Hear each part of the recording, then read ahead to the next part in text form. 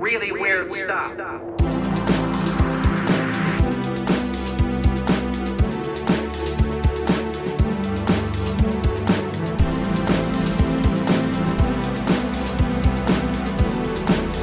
That's very weird.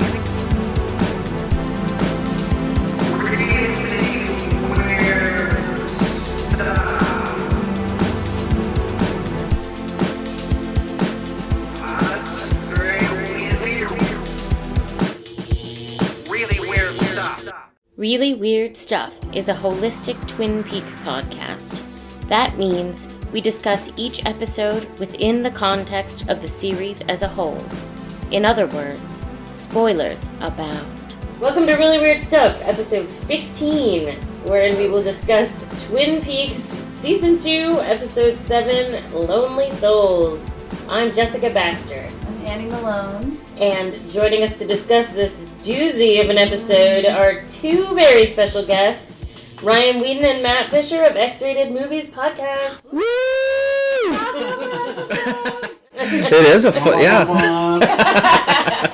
It's a full crossover. We're using all the microphones. This episode originally aired November 10th, 1990. It was written by Mark Frost and directed by David motherfucking Lynch. What? So you know it's a good one. Yeah. So do we know what day of the week Twin Peaks initially aired? Like, was it like Sunday night viewing? Monday or Thursday, I want to I feel like it was say. either Thursday or I think it eventually was switched to Saturday. Oh, Look okay. that up. Yeah, we What's should look the that date? up. November 10th, 1990. I mean, not to get too ahead of the episode, but as it was like nearing the end, I was like, what if this is like your Sunday wind down? Like, this is how you get prepared for the week? And it's just like, That'd be horrible. it's like, yeah, I guess I'll go to bed now. I'd have many It nightmares. was a Saturday. Oh. I could see this being a Saturday. Yeah. I think it kind of got buried on Saturdays in the second season. Diane, I've had a dream. In it are Laura and an ABC executive. They say they've hidden Twin Peaks. But what night? Finding a killer is child's play compared to cracking this programming's sleight of hand. Finally, I used the rock and bottle test to narrow the choices. Saturday. Who'd think to look for it there? Twin Peaks, now see it on Saturdays. It was just like, we don't know what to do with this show. Because I think Saturdays, that's like where they bury stuff, or they used to. They can put young adult programming on. That's like why Saturday Night Live does well. And like Nickelodeon had like Snick on Saturday nights. But like, I don't think adult program, or it's not adult, a grown-up programming was ever like big on Saturdays. Right, like, because Right. I remember like Fridays. Family night. Yeah, that was still family night. TGIF. Yeah. I feel like Thursday night's the one you want to do because then everybody talks about it at the water cooler on Friday. Saturday was just like this weird stuff. Like, It was like a- know who's Yeah. watching this. Yes, I mean, Saturday afternoon TV as a kid always sucked. Like, if it was like a rainy Saturday. Well, this episode was watched by 17.2 million households, which amounted to 20% of the available audience, it says. And then after that, the ratings dropped off. Wow, so 1 in 5 households were watching this. Thank you What? for doing the math, Mr. Accountant. Yeah, like that's how ratings used to be so different. Because 17 million people watched one thing right now. That'd be huge. Nothing gets that sort of It's like a ratings. football game or something. That's like It's like The maybe Super Bowl. I think it's like Yeah. 20 million or something. But Oh. Yeah. Yeah. Event TV. I remember the local news like broadcasting this episode being like, it's happening tomorrow. Because I remember seeing It was a- Dean crushing. I mean, I feel like this was This billed was the as, like, episode that was they the one- reveal yeah. the kill. They're gonna reveal. Oh, the killer okay. this So yeah, there must yeah. have been this one because I remember seeing Nadine crush that glass. We'll come back to it. which, yeah, I got thoughts on that glass. Yeah. Alright. Yeah, and then after people found out, they were like, oh, no bueno, we're done here. And it was only the diehards that kept watching. Well, yeah, because they allude, I feel like in like episode 2 or 3 of the second season, the Wyndham Earl stuff. Yeah. He gets mentioned in passing, but I don't think they talk about him again. No, not until And after this. I thought they'd do a little bit more table setting for him. Because, like, once you find out, I don't know, there's a lot of episodes in season 2. Like, we're only, like, in episode 7 or 8 or something, yeah. Oh, the Wyndham Earl stuff goes on and on. And we will talk about all of it, but not tonight. Well, let's start the episode. We open at the sheriff's station. It's a very interesting full shot from far away. Weird blocking through the whole episode. And it starts here. He like keeps putting people in a weird line. Like facing the camera. I felt like David Lynch was like kind of like making fun of himself because they're all standing around like drinking coffee, eating donuts, and then the one-armed man starts talking, and like the really dramatic music cuts in. Everything's set. They're waiting for us at the Great Northern. A large house made of wood, surrounded by trees. The house is filled with many rooms, each alike, but occupied by different souls, night after night. You guys will be in the lobby? Everyone's just kind of nodding, eating their donuts. And then it, like, once he stops talking, the music stops. Yeah. I felt like David Lynch was kind of, like, poking fun at his own style. Because, like, no one was like, oh my god, this wise man is speaking. They Everyone don't was just like, react at all. yeah. It's like, and it's funny because he already said that stuff at the end of the last episode. Because he just been like on a loop saying that. Yeah, we got it. Bunch of rules, a bunch of rooms. Yeah. Got it. We already answered your dumb riddle. Coop got it immediately. Got it in one. Right, he did.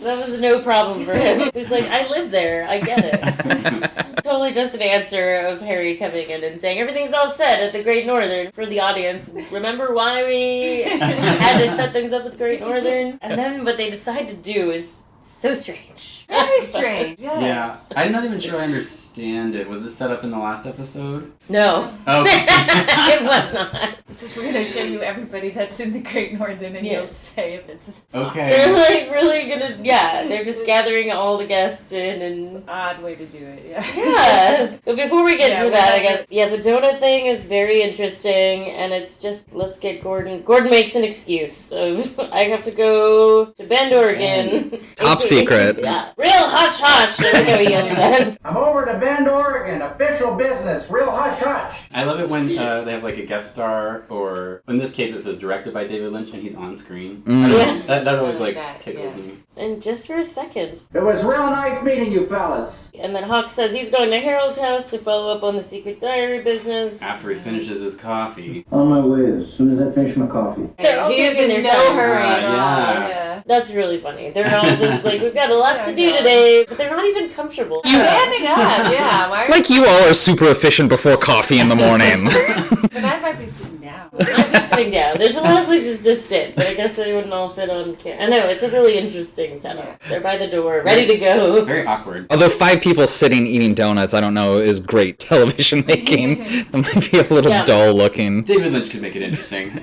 Yeah, or maybe we wouldn't be talking about it as much if it were just a standard scene of them sitting there. Like, they almost never use that little lounge area, like where the camera actually is. Yeah. Right. Well, I have a theory, but I'll come back to it, but I have a theory about why the blocking is this way. Oh. Or should I just do it now? Yeah. I think it's to make us feel uncomfortable right away. Like, this is a weird episode. Like, it's gonna, you're supposed to feel off balance right away. Like, it just feels wrong. It's just intentionally off-putting. Yeah. And I think he does it again and again to make you just feel like that's not right. Like, something's off. There is one thing that I think kind of plays into that. Later on, we'll get to it, but it's like when Audrey and Coop are talking, where I'm just like, what? Well, we'll get to it. We'll get to it. Yeah, I like that. That is putting that out there to keep in mind. So then we are at the Great Northern. I like the transition from the waterfall to the little like moving waterfall clock on the shelf. And it's very strange. It pans from this clock that seems really big, but then when you zoom out, it's actually very small, and it's on a shelf full of knickknacks. And it kind of pans down to Mike's head, and he's like looking up, and everything's just off kilter. And he's saying no to everybody that's going by, and then there's a persistent sound, which I think the motif of the episode is persistent sounds. Because there's the persistent sound of the balls bouncing in this scene, and that's never explained at all. I even Googled it today to see if anybody on the internet had a theory about why all these like naval people are... people bouncing balls. Yeah, they look like lacrosse balls. Because there is the repeating sound in the Palmer household of like the record off its track. It goes through every scene, in the household. I have no theories about bouncing balls. It's annoying and upsetting, but it also sets like a rhythm. Yeah, it adds to the chaos of the scene. Yeah. I don't know. But there were no theories on the internet. No one had any ideas.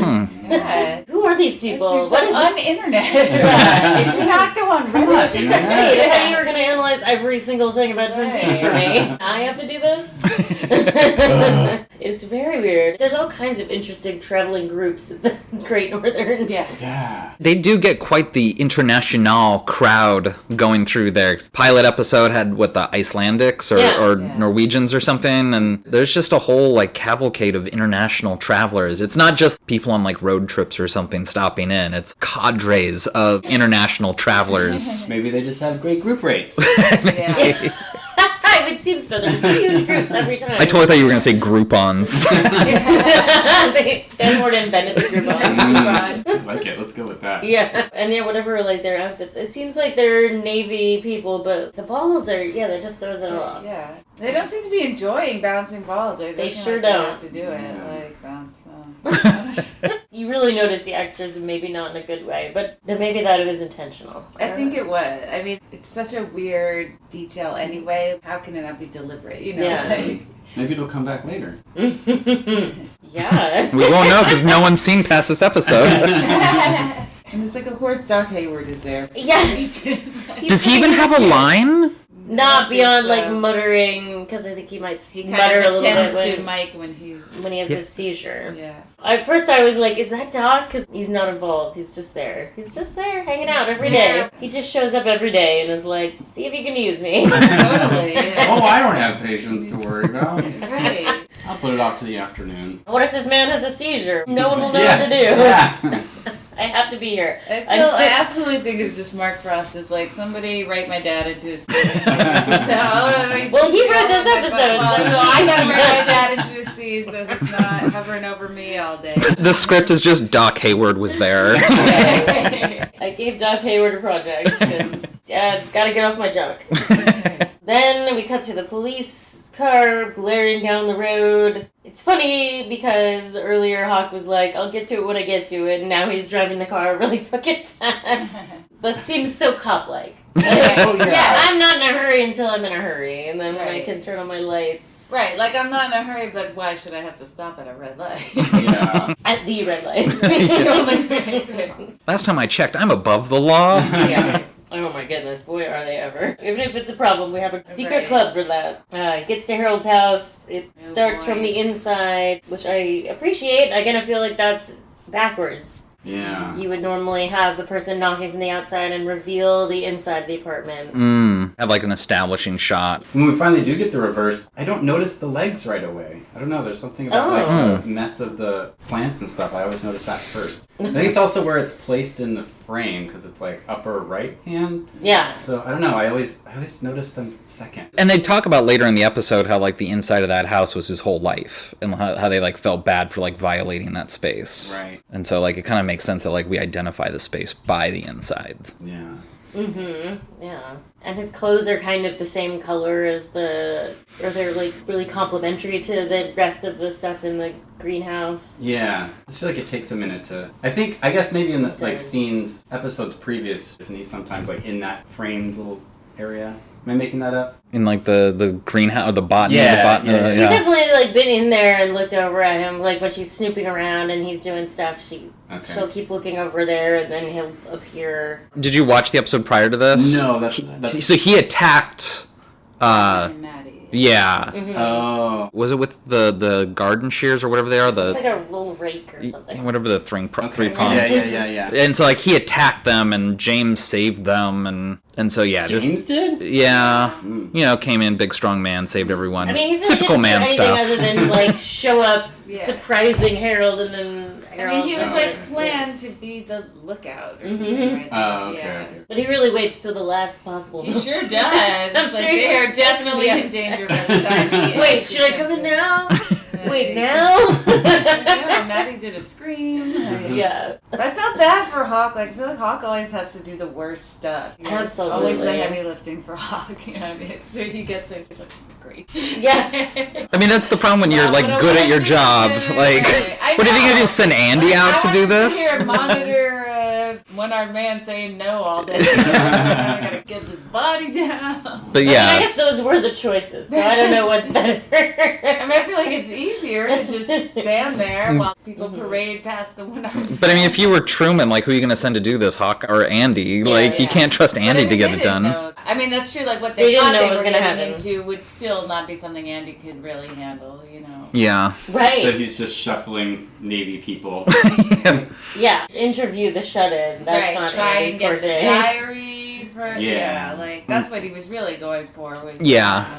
the very perfectly titled, like, this is Laura Palmer's diary. Like, I'm just like, oh, how convenient. You detailed this for us. It's funny, I don't know if kids would write something like that in there. Yeah, I guess I they feel like kind of do. Do kids still write in cursive? Like, No. No? I doubt it. Yeah. Do they even teach it in school anymore? Lula took it as an elective As in an elementary elective. school. Like it's becoming a thing that people like can't read it. Like people of a certain age. Yeah, like, get rid of it. in another language. It's like, I think it's like calligraphy now. You'd get into it if you want to be eccentric or have like pretty writing or something, but it's not useful really. In Good. the grand scheme of things. Yeah. Get rid of it. You don't need two ways to write. Well, I think it made more sense back when there was a lot more when you wrote, because it was supposedly it was quicker to write in cursive, wasn't it? Yeah, because you don't never lift have your to pen pin up. up. Yeah, you could just Ink would blot everywhere. you could just put your pen down and go. It's saved ink, maybe. Yeah. Is it like a depression thing? Or a secretary thing. Probably more like a secretary thing. Like you can write faster and I don't have to pay as much.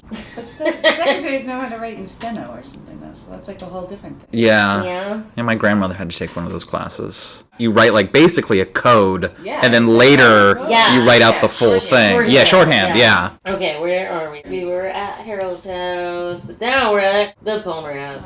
Oh boy. So sad. It's a oneer. You know what's It's an happening. amazing one. It's a huge one. That was like, God. what, 2 minutes? It's a long one. Felt like forever. It's the whole living room. There's so much going on here.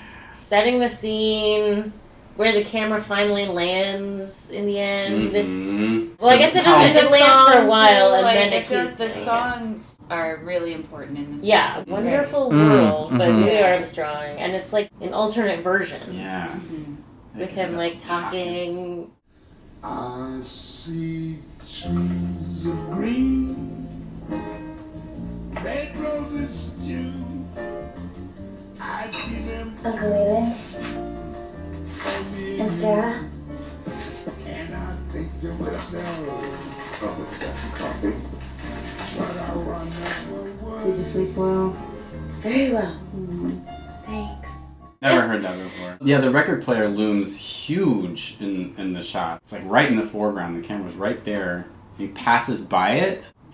What's it called when you it's not presage. What are you saying when he's gonna like show it later? Foreshadow? Foreshadowing. God. Yes, It's foreshadowing. It's coming later. absolutely. Like basically everything in this scene is just a ton of foreshadowing because it starts on the painting. Yeah. In Missoula, Montana, which is also really funny to like just have a painting that says Missoula, Montana on it. Yeah. Right. That's where David Lynch was born, right? Or Yes. raised? Yeah. Cool in Okay. there, and it's like a moose, and it looks really big, but then when you see it in the wide shot, it's smaller, which I just find interesting. I don't know how he does that kind of thing. Lynch does a good job of making that living room look both very like cluttered and crowded at times, because it's like the way that we see the Palmers like sitting on the couch, it's like they're behind like a Another dresser or couch. something. Yeah, yeah, a couch. A ton of And there's like a seating. dresser behind it that has like pictures and plants on it. Yeah. And it's like you wouldn't think, oh, we'll just put them in the center of all this decorative crap, and then like later on it looks like all the furniture is like pushed against the wall in like the center of the living room, so like barren and Yeah, you could open. fit a horse in there. Yeah, good point.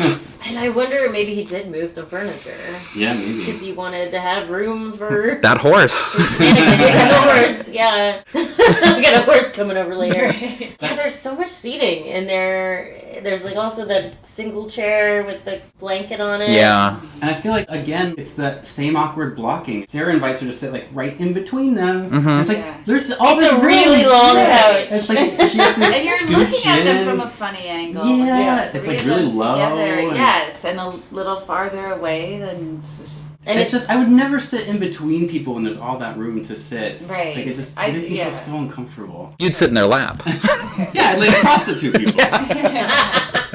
In your bathrobe. Yeah, I was wondering, I was like, is that Maddie's bathrobe or is that like Laura's bathrobe? I was like, that's a little presumptuous if it's Laura's bathrobe. Yeah. I mean, maybe it's hers. Maybe It could she be. brought it with her. She Packed the drove bathrobe. there. I get confused as to like how much time has passed since Laura Palmer's death. Right, it's not that much Not that time. long. Yeah. I think this It's is only a March couple 9th weeks. in Yeah. Twin Peaks time. So that's not even 2 weeks. So it's like, it's, you know, it's reasonable that she brought it along. But yeah, I was just thinking, I was like, whose robe is that? Kind of generous of Maddie to stay that long. Yeah. I'm surprised you didn't want to leave earlier. I was going to say clearly they didn't want her to leave. Kind of sets off a bad chain of reactions. It's hard to like take off. Like, okay, you guys doing good with your daughter's brutal murder? That's fair. Take Yeah. off, Yeah. That's you know? fair. Yeah, that was That's probably the a thing, terribly awkward conversation for her to even start. Right. But she has a job in an apartment back in Missoula. That's why they're having this conversation. Yeah. Ostensibly, And they a say fish. they understand and they love her, and she'll be galloping back often. I know, what an Yeah. interesting Very choice of words. Yeah. interesting, right? That jumped out at me I'll too. be galloping back often. Mm-hmm. I think I'll probably be driving back home tomorrow. Tomorrow? Well, we are going to miss you very much. But we also understand completely. You do? We do. We do, yes we do. Besides, you'll come back and visit, won't you? Of course. I'll come galloping back often. It's not like Missoula was at the far end of the universe. Hardly. They do kind of react a little aversely at first. Definitely like, I think Sarah does. yeah, more than- yeah. It's just like, oh no. I spent a lot of time thinking about Sarah from this Yeah. episode because it's like, she knows that, this is going to trigger This isn't some going to bad be good. things. Yeah, because we have like some normalcy again, and I don't know. I think she knows what's coming. Maddie's the only thing like keeping like the veneer of this Yeah. family like intact, Yeah. that sort of thing. Which is gross because she looks Like Laura. Laura. Yeah. You think I look like Laura? Yes. Really? Yeah, and then also Sarah's like, please don't leave me alone with this guy. Yeah. Oh, I think that's okay. A little bit. I mean, I think there's Probably, like, yeah. Sarah's definitely in the deepest fucking denial there is. You know, even the deepest denial people still know something. They're still gonna have like real reactions to things like, oh, please don't leave. Yeah. So like later on we see like Sarah climbing down the stairs in agony. Crawling. Yeah. And in the return, they show that like she's an alcoholic now. Is that like what they're inferring with like her crawling down the stairs? Fire Walk With Me, Leland drugs her. I knew it. Yeah. Incapacitated. There we go. That's Okay, the feeling okay. of people being like overpowered or incapacitated. Yeah. Everybody's kind of fucked up or overpowered by somebody else. Yeah, they do solve that mystery of he gives her drugged milk. Like, Okay. kind of with the idea that that's been happening for a long time. Okay. That's just how it used to go. But doesn't she turn out to be an entity of some sort? Actually, does the Replaced thing by with her one. face, Yeah, the right? face thing. She like kills somebody. with I think she's possessed by Judy. it. Okay.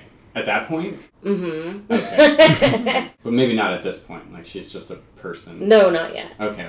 But she's kind of psychic, right? She is psychic, Yeah, yeah. always been She's spooky. clairvoyant. And there's definitely Right. some fucked up shit going on with her the whole time because that little girl in the return where that, like, frog creature hops in her mouth. Oh yeah. Yeah, right. I think that represents Judy, or at least represents, Right. like, some aspect of Judy. So she's just been connected to this world this whole time. Okay. Okay. Okay. I like And that. then also, I was thinking about what puts her to sleep, that little girl, is the broadcast of the woodsman. This is the water, this is the well, that poem. They mention a horse in the poem. Oh, Which okay. I'll do a drop right here because I can't remember the whole thing. This is the water. And this is the well. Drink full and ascend. The horse is the white of the eyes and dark within. I'm satisfied with Yeah, that. okay. Ooh, I mean, there's so much Yeah. interesting going on with Sarah. Holy fucking shit. But Yeah. for now, she's just getting drugged by her abusive, possessed husband. What else to say about this scene? Oh, the Laura picture. So There's a bunch of you pictures. see that, well, but you see this one particular picture, and I feel like it used to be the homecoming picture was there, and now it's this black and white picture where she's really serious. Yeah. Okay. because the homecoming picture got broken by Leland during one of his fits earlier. So they replaced it with that one. And that's just such an interesting photo because she's really pensive looking in it. It's not the same as like the homecoming Queen veneer in the other photo. Yeah. And then also that pink couch that it's right behind is the couch that Maddie dies on. So, so meaty, this scene. It feels planned, too. It's like, we're going to do this because later this is all going to come together. Which seems like actually a little bit uncharacteristic Lynch-wise. He seems like he usually directs things more intuitively. He knows when to do a callback, though. Yeah. You know, you watch Mulholland Drive at the end of this 2.5-hour journey, and it's like the guy behind the Winky shows up, and the old couple from the beginning show up. You know, in Eraserhead, there's like the dude like pulling the levers at the beginning who shows up at the end. Yeah. Like, he's really good at the callback. Even if it doesn't make sense logically, like there's an emotional thing. And really, and you know, not to jump too far ahead, there's the guy who works at the Great Northern, the like bumbling bag boy or whatever. The waiter. The waiter who didn't realize that Coop was shot. And he's at the Roadhouse and he just goes up to Coop and he's like, I'm sorry. Mm-hmm. There's like no context to it, but I feel like that was a good callback to like earlier in the season. It just, I don't know, something about it felt natural to it. Or it felt really called for, I guess. Absolutely. Yeah, that's like my favorite part of the whole episode. Like, it's one of my favorite things ever in Twin Peaks is when the waiter says, I'm so sorry. Yeah, there's just something about it. And poignant and sad. Yeah, because you don't even know what it's necessarily referring to specifically. Like, it could be referring to, like, Maddie and what's happening. It's not like Coop automatically knows this. It's like, this is a guy who didn't even know that Coop was shot when he's, like, lying, bleeding on the floor. Maybe so, that's like... what he's apologizing for. Maybe, yeah. I figured it out. Oh. But there's just, like, a weight to that whole part. It was just really well done, and that's just the sort of thing I don't think anybody but David Lynch would think to do. No other director would be like, you know what this scene needs? That, like, bumbling bellhop. Well, that's a good question. Like, he doesn't work at the Roadhouse, he works at the Great Northern. And he's still wearing that outfit. Yeah. But it begs the question, did he always know that guy was going to be the giant? Later on, it's revealed the waiter and the giant says one and the same. I forget when that's revealed. Yeah. I wonder if we knew at that point. In season 2 or in The Return? In season 2. I feel like he probably did. I watched that clip you sent me where he's telling Ray Wise that it's him. Yeah. He's like, it was always you. He says it was always you, which is so interesting. When you watch it from the beginning, knowing that it's Leland, it seems like so obvious. Like, there's so many clues. Like, there's obviously red herrings, too. When he has the picture of Bob and he holds it, like, right at himself. Like, I know him! He knew it was always him, but he didn't want to reveal it. Right. This episode is beautiful and so well done, but it was made under duress. Right. Mm-hmm. He did not want to ever reveal it, and the network made it. I think I said this the last time I was on, but like it really goes to show that network execs aren't people who are doing it for like the art or even just like an appreciation for the craft of it. Like they're just business people. They just want their 10% return. And when I watch this, I'm like, who would ever think that it was a good idea to like reveal the killer mid-season? Right. Nothing about that makes sense to me. Season. Yeah. We got 24 episodes, and by like season 8, this mystery has to be wrapped up. Nothing about that makes sense. Because that's what makes people coming back. There's a mystery. And like they did such a good job stringing out not a lot of plot over the course of like an entire season 1. The first season doesn't cover a lot of days. They don't really get a huge amount of information or anything. And they did such a good job. Like they could have just kept that going for a whole season 2. It was so riveting. Their ratings started to drop a little bit, and they were moved to another night, which is also so weird. Where they're like, your ratings are dropping, so we're going to move you to a night where less people watch. Yeah. TV. And you better hope the ratings go back up. Like, what the fuck kind of logic is that? Yeah. Hey, when we moved you to this shitty night, your ratings went down further. That's on you, buddy. Yeah. This is 100% your fault. Yeah. But he definitely made some lemonade out of that lemon, I think. Right. Even though it suffers a little bit after this, but we'll get to that. Right. Season 2 is just so much longer than it should have been. You know, even if David Lynch 22 had episodes. If he had total creative control of the show, it would have been maybe like 12 episodes. Which would have been perfect. Yeah. And like even if they had like solved some dumb storylines, even if they had like solved like the Laura Palmer thing like at the end of season 2, like I could see that being season finale or maybe even a series finale or something. This early into the season, like who thought that was a good idea? But yeah, I mean David Lynch does the best with what he has to do, but... I also think another line that Maddie says that's very significant is, I miss having a life of my own. I've got my job, and my apartment, and I just miss having a life of my own. Woo! Yeah.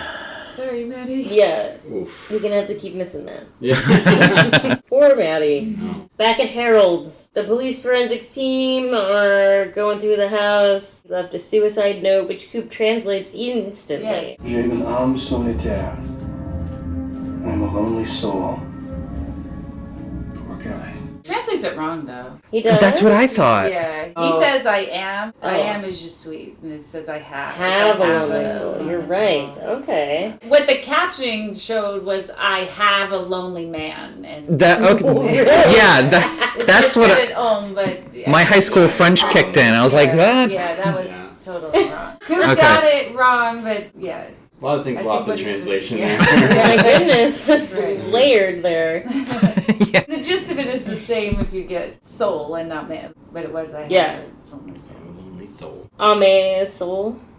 Yeah. Okay. Mhm. Which is what creepy old Mrs. Tremont's grandson said when he was doing his Garmin Bonzia trick. The Kinkorn. Yeah, so that's interesting. He saw that coming, maybe, or maybe that's just something Harold moans periodically. I don't know. Who knows? They do live right next door, or they did before they disappeared. And then Harry says it's a good thing Andy didn't see this one. I love the That's flashbulb nice. stuff Yeah. in this scene. Yeah. Yes. By the way. Oh, yeah, Also the very editing. off-putting. Yeah, I noticed It that. actually has like a really bright white light going on them, but it like turns everything blue and white basically Yeah. for just a second. But like the cut into this scene starts with it. Yeah. Like, Yeah. I noticed that too. It's another like Lynch trick. That's all you need to do to up the tension. You just have like this really bright light. He's not working with tools that anybody else doesn't have. He's just using them correctly. Yes. Yeah. That's the kind of stuff I love. And just like, yeah, knowing when to cut is like a powerful tool that any filmmaker can do. Yeah. And yeah, he just takes the time to do it right. Yeah, and that probably was like a light that he was shining. I think because so, too. there's that spotlight later. Yeah. So I think, Another yeah. good I mean, now trick. you can just use the polarizing filter in Final Cut Pro, but Yeah. with the flashbulb sound effect, I'm sure he was doing in-camera effects. That was definitely his jam. It's a good thing Andy didn't see this one. Oh, yeah. They had to throw a little shade at Andy in this. I know, Harry never fucking misses an opportunity. I know he's not the best Andy, but come on. But also, it's like that they make fun of him for being soft, basically. Like, oh, Andy thinks it's sad. There's tragic deaths. You know? I know, we're pussies. Right. Andy values human life. What a pussy. Go cry over your drawer knob. Oh, I know, and Harry is like the biggest pussy of all after that. He, like, we'll get to that, but he really has a hard time getting over that. When you see things and you think about like the context, like it's weird that Harry is just professional right now because the thing with Josie like just happened where she left so abruptly, you Yeah. know, and he's like practically cries like I love you, and she's like bye. Yes. Whole This is like the business. next day. Yeah. You know? Pouring himself into his Not work. like going through it, you know. Yeah, that's interesting. Hmm. His job is just to give Andy shit. He's taking it out on Andy. That's not cool. Oh, yeah, well, that's not cool is Harry's middle name, I think. The S stands for that's not cool. So not cool. cool. So not cool. It's the scene where they find the diary, right? Yeah. That's a good point. This is the diary of Laura Palmer. Peter. They find the diary. Yeah. The close-up that says, "This is Laura Palmer." Yes. Palmer's diary. That does track. The secret diary of Laura Palmer, I Yeah. think, according to that book Yes. over there. It's all typed out. I do wish it had been handwritten. That'd be a nice effect, but totally tracks to be like, whoever's reading this, stop right now. I have two older sisters. I do remember when I'm finding my sister kid's diary. The other person says, Amy, don't read that. Oh my god. You're like, Did you stop? Oh! Come on. you got me. Let me we obey that? I don't know why anybody thought that would work. This'll scare him away. I know you're reading this. Although there are some like scary things in that secret diary where she like does find out that someone was reading it, and she does write like, "You better stop," and then there's like pages torn out. Now we're at the Johnson house. Yeah. Shelley and Bobby are adding up their bills while Leo sits there with oatmeal on his face, spitting throughout. Another persistent and annoying and disturbing sound. He makes a lot of gross sounds. Yeah, he's gross. He's horrible. Also, watching it in this HD upgrade, because I watched it in regular, I'm like, oh, you can see the like, grains of oatmeal on his face. It's nasty. Yeah. Director Rana had to have that on his face the whole time, and I kind of want to give props to Eric Daré for doing that. They're like, okay, Leo, your real acting is over, and now you're just going to be like a prop for a long time. He's a good sport about that. You get paid either way, so. That's true. And maybe it's challenging to sit there with those two doing their stuff, and Dane Ashbrook squeezing your temple. That's a David Lynch thing. Face squeezing. Yes, because he doesn't that. give a shit about Leo. He's Yeah. and Leo actually really has some face squeezing coming to him, honestly. Yeah, I would squeeze Leo's face. I'll tell you that. Wait, how is that a David Lynch thing? He always does it like grab cheeks and like. The cheek grab. Really? Yeah. Oh. It's in A bad Lost guy. Highway. It's in Wild at Heart. Lots of face grabbing. You'll see it all the time now. Oh. Yeah. He does it all the There's a time. lot in Twin Peaks. Leo has done it to Shelley. Yeah. Oh, all right. You can't unsee it now. Okay. There's a really long one in The Return where Mr. C does it to this guy. All right. And he just like grabs the cheek and holds it. I wonder if somewhere there's like a supercut of like, Oh my god. Let's make one if there isn't. Yeah, definitely. I will add that to my to-do list because it does seem actually like worthwhile. I don't like this scene though. I know it's necessary, but I get upset with Bobby. I don't like getting upset with Bobby. But I also feel like there's one part where Shelley just wants to be mad at Bobby. She's like, I feel like you're blaming me for this, and he wasn't at all. How are we supposed to survive on $42 a month? Shelley, I can't keep telling my mom and dad that I spend the night at Mike's. What time is it? I'm missing economics as it is. We meant me and Leo. Bobby, you said you're going to take care of us. I am, Shelley. He is a little bit like, this is more of a wifey. He is! He's like, I mean, I don't think it's cool when he's like, I'm missing econ. yeah, like you don't give a fuck about econ. Yeah. You'd be missing econ anyway. When have you been ever going to school? No. But it does, I feel like sometimes you need that reminder that Bobby is like a teenager in high school. His girlfriend just got killed like 2 weeks ago. He killed a guy. Killed a guy. Now he's all caught up in this insurance fraud thing. That was his idea, though. Okay, but it's not working out. But that was his idea, and she didn't want to do it. She just wanted to let Leo go to jail and keep working at the diner.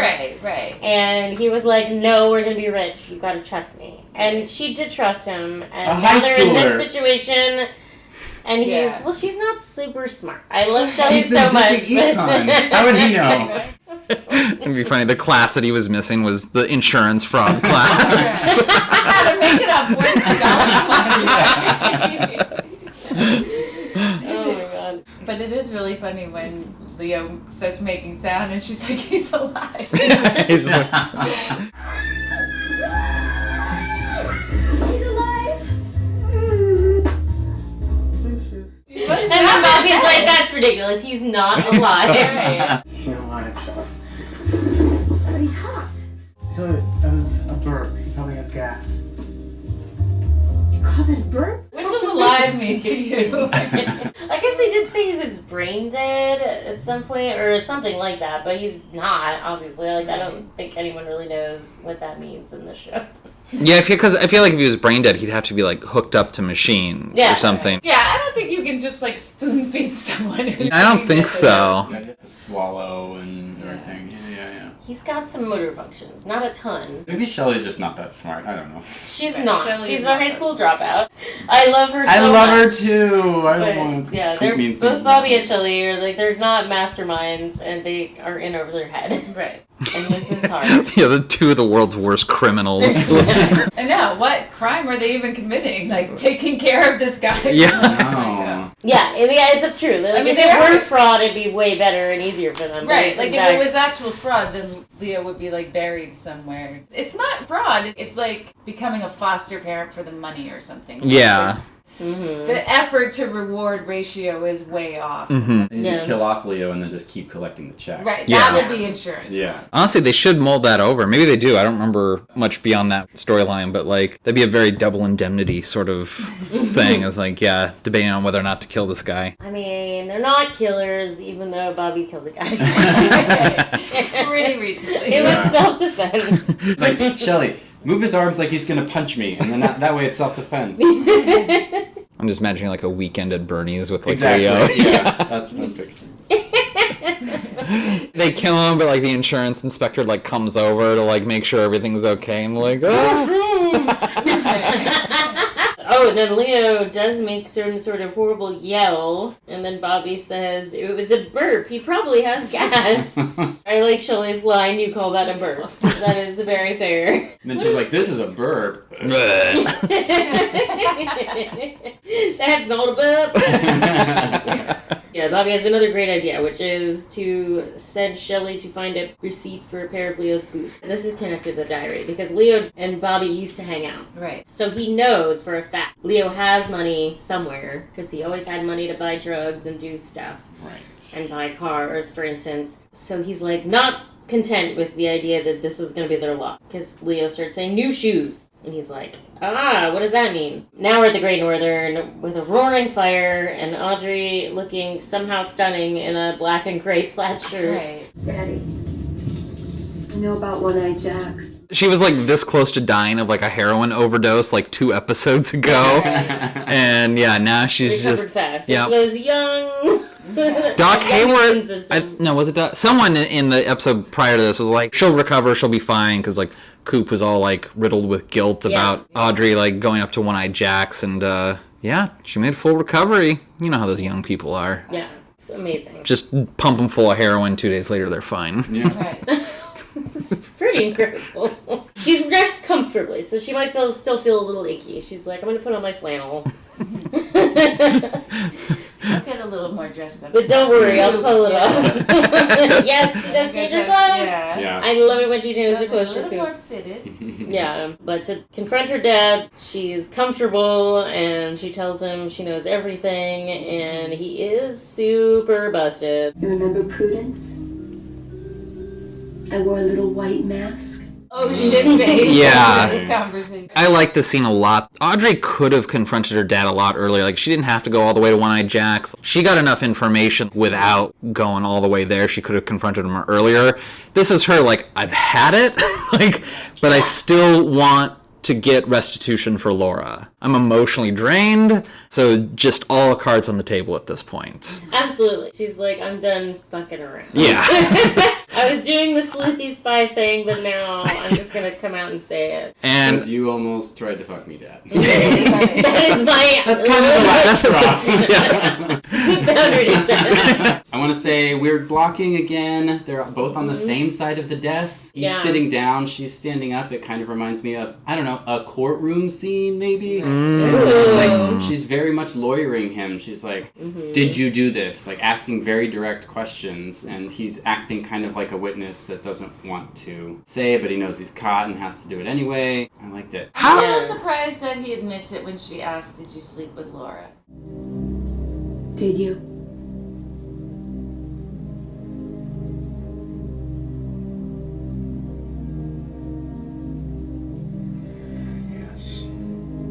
The fact that he doesn't just flat out say no immediately, like, it's funny that she has to ask him a couple times. If it's not an immediate no, then he did. You know what I mean? Yeah. Like, you don't hesitate to answer no if you didn't. I'm kind of surprised he admits it. How would she ever know? Yeah. I got the impression she was like, I'm going to tell everyone you own One-Eyed Jacks. A little blackmail action. Yeah, I feel like that was hanging over him, and he's like, oh, if she knows everything, I may as well just come clean. I just feel like we're past pretending at this point. Yeah, like, I mean, it's just like, you know who I am. Yeah. So now you know. You may as well know the whole thing. Honestly, though, how does Ben Horn recover from this in the eyes of anybody? He's sleeping with high school girls at his brothel across the Canadian border. Like, One of which is dead. kid. Yeah, I'm just like, boy, how is he at all redeemable past this point? Great group rates. That Groupon man, unbeatable. I would argue that he isn't. He's never really redeemed. He does make moves in return to be redeemed, and he talks a lot about, like, I have a lot to pay for. Yeah. But I don't think he ever does. I just feel like there's a whole Civil War reenactment storyline after this. But I mean, that's why he goes crazy, kind of. He's like, I don't know what else to do. Wow. Yeah, I just kind of feel like he'd have to sell the Great Northern and, like, move away from Twin Peaks. If I were in Ben Horn's shoes. In this age of cancel culture. It didn't exist back then. Yeah, maybe Hashtag Ben Horn is over party. There's no coming back from this. Even if there's just, like, rumors about this around Twin Peaks, like, nothing confirmed. Like, how do you face your fellow townfolk after that? I don't know. I just pack up and move on and start a new life someplace else. I don't know, maybe word just doesn't get around, and also, you know, he is kind of rich, and rich people don't care. I mean, I guess Donald Trump is a good example of people who could do all kinds of illegal, terrible shit and still have fans.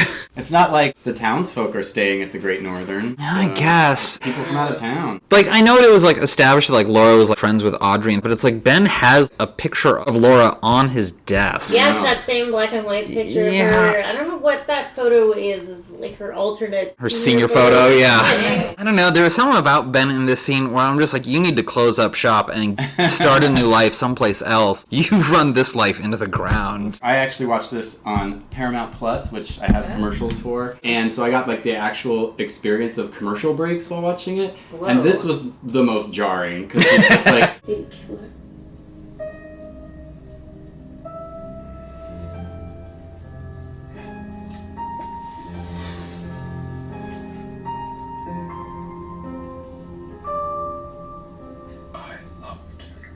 The music swells, cuts to Audrey, and then it's like, Priceline.com! Like, no, I'm not thinking about buying a car.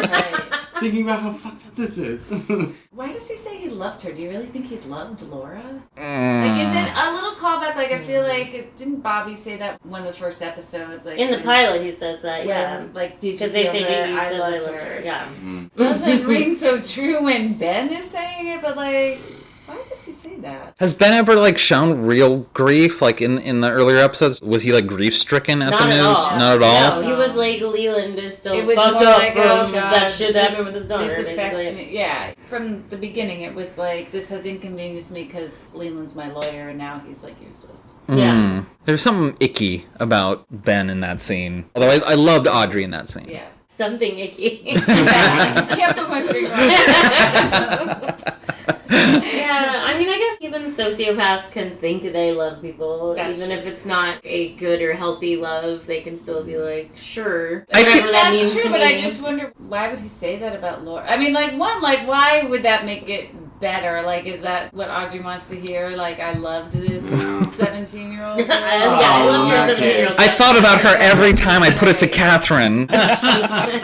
Yeah. I don't know. Isn't Laura just so special to lights up a room that you can't help but fall in love with her? But, Isn't like, there something if you're a grown-ass man, would you keep pictures of your adolescent daughter's friends on your business desk? Right. Like, it's just inappropriate. grody. Right, and it's your lawyer's daughter. Yes. You know, like, so inappropriate. Like, maybe... Yeah, I mean, anybody. My lawyer has a 3-year-old. Like, I have a picture of him on my desk. No! I don't know, you know what I mean? It's just like, what? I mean, maybe one thing was like a Palmer family portrait or something, because like, yeah, he's my lawyer, but he's also like a friend, like we've been family friends or something. I could understand that, but just the picture of his teenage daughter, like, this is my lawyer's 17-year-old daughter. Your daughter? No, it's my lawyer's daughter. Right. My daughter's acquaintance with high school. Yeah. He does have a picture of Audrey and Laura together too, which makes more sense. But yeah, you have that one that's just Laura. It's like, yeah, if you looked at that desk and you'd be like, guess which one's my daughter? Yes. The one you have. No, that's the one that I bang. Like, that's not my daughter, that's my lover. Oh, and then there's a plinky piano version of Laura's theme, which I really like. I like all the different versions. Badalamenti really tried a lot of different instruments. Real music-heavy episode. Like, I feel like it was playing almost constantly. Angela was busy. The Double R, Norma and Shelley are having a conversation. Another wide shot from behind the counter. Wide shot from behind something. That's like a real motif in this episode. Yeah, two people. Yeah. And they're just standing there, standing straight up, facing each other, not moving, Weird leaning blocking. on anything. It's weird. And the red tablecloths are in the left-hand corner, which will come back, and they were from before, with classing up the Double R That's for right. empty That's wins. funny. I know Norma's like an ageless beauty, but it really shows in this scene for some reason. I was watching, I'm like, she could throw on a cheerleader outfit and be one of the high school girls in this show. I'm just like, yeah, she looks... You, Nadine? Both Shelley and Norma are just so beautiful. They're having a conversation. And I think that's why, it's like the wide shot, but then Lynch is like, let's cut in. Let's See these faces. Yeah. I think this also like speaks to David Lynch's how well he works with actors. What's the actor who plays Shelley? Amick? Yeah. Great performance from her in this scene, and I think he knows when to push people, and I think he knows when to like pull back and let them just emote. And I just get the sense that he's like, I think you feel for this on your own. Like I don't think he's like, now cry here. It really just feels like it's coming from a genuine place in her. Yeah. And I like that he just like pulled back the reins and just let her do that. This is the story I'm telling you. It looks like it's gonna be a full-time thing. I have to quit my job. I'm sorry. It's alright, sweetheart. I love you. I love working here. I don't want to let you down. And you look after yourself. So when you're ready, you can come right back. It'll be like you haven't even missed a day. You let me come back? Just try to take a job someplace else and see what happens. It feels like she's not quitting a job. She's quitting like the one small part of autonomy that she had. Like working at the Double R was like the only real place that she was like free from Leo, and she has to quit to go take care of Leo. I'm sure she was thinking about all of that. Yeah, and it's just like you just see it in her face. Like she doesn't say any of that, you just see it in her. Yeah, she says, I love working here. And you're like, oh shit, she probably really does. My first thought was, you do? Yeah, it makes sense when you put it that way. And I just get the feeling because this is like her escape from her abusive home life that like she busts her ass at that job. Like she's there to do a good job and work. So I'm sure Norma's also like, you're a really good employee and I hate to lose you. It's just going to be me and Heidi for a while. She totally does that thing where it's like, I don't know if you've ever worked in the service industry, but like somebody's like, I'm not feeling well, and you're just like, okay, if you don't want to be here, go, we'll be fine, but inside you're like, we're totally not going to be fine. We're so screwed. And then we get reintroduced to Nadine's trauma-induced Nivea aphasia. Say, how long have you been working here? Well, it's 20 years this April.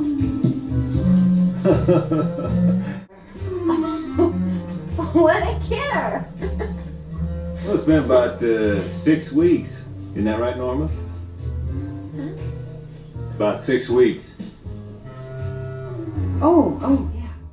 Boy, that whole interaction. About Nadine. Nadine rules. I like Nadine. I Yeah. like her too. Is this the first time we've seen her acting strangely? No, she's been strange for a little bit. I feel like we've gone an episode or two without her. Okay. Like, I don't think she was in the last episode. I feel like she was. Like when she jumped onto the couch with Ed. Yeah, we've had when like she a thought, little like, bit the here and parents there. were away. Mm-hmm. Yeah, this is just like the first time where we really get like a heaping dose of her mental like state. a- Those shorts and those. The cardigan. It was a lot of look. Oh my god. We were watching this before recording. There were like gasps. Like, what is she wearing? Because I always noticed the cardigan, because I love that cardigan, like on its own with like a just a mostly black outfit, I can see it. or just some sort of solid color. Like the shorts But were the like shorts are plaid, just- not culottes, but like just above the knee. Those shorts aren't for anybody. And then the knee socks. Yeah. And the eye patch. I was just gonna say we haven't even gotten to the eye patch. I mean, that's ever present. I get used to the eye patch. It's I kinda just- like Can't help that. I mean, I do love Nadine, but it's just like, whoa, somebody fashion choices here. But also maybe it's like 'cause she thinks she's a teenager, and teenagers do dress kind of fucked up sometimes. That's a little crazy. That's true. Yeah, like if they're tired and grabs the things that were on top of my drawer. Mhm. I did not think about this. She's definitely out of it. She gets that chocolate shake, and then she uses her superhuman strength to crush it. It's all in one take, and you can see that there's nothing on her hand when she grasps the chocolate milkshake. And the moment she crushes it, you can see, like, the red in her hand. Okay. That was good prop work there. Mhm. Like, I don't... In the shake, maybe? Or, like, right on, like, the edge, maybe, there was, like, a blood pack that you couldn't see from, like, the camera angle, but it was all one take. She puts her hand on her hand's totally clean, she crushes it, and there's, like, no cut, or no edit. And then, like, she takes her hand away, and it's all bloody, and I'm like, wow, that was a good production design or prop mastering work there. I like that. And then, of course, she, like, tries to kiss Ed to death or whatever, and she's got whipped cream and milkshake and blood all over her. Yeah, it's a huge mess. There's another motif in this episode is messes. Oh, yeah. So many messes. Yeah. And that's another one who's like overpowered by someone when she like kisses him and he makes that crazy sound, which I feel like is a strange sound to make. I could just kiss you to death.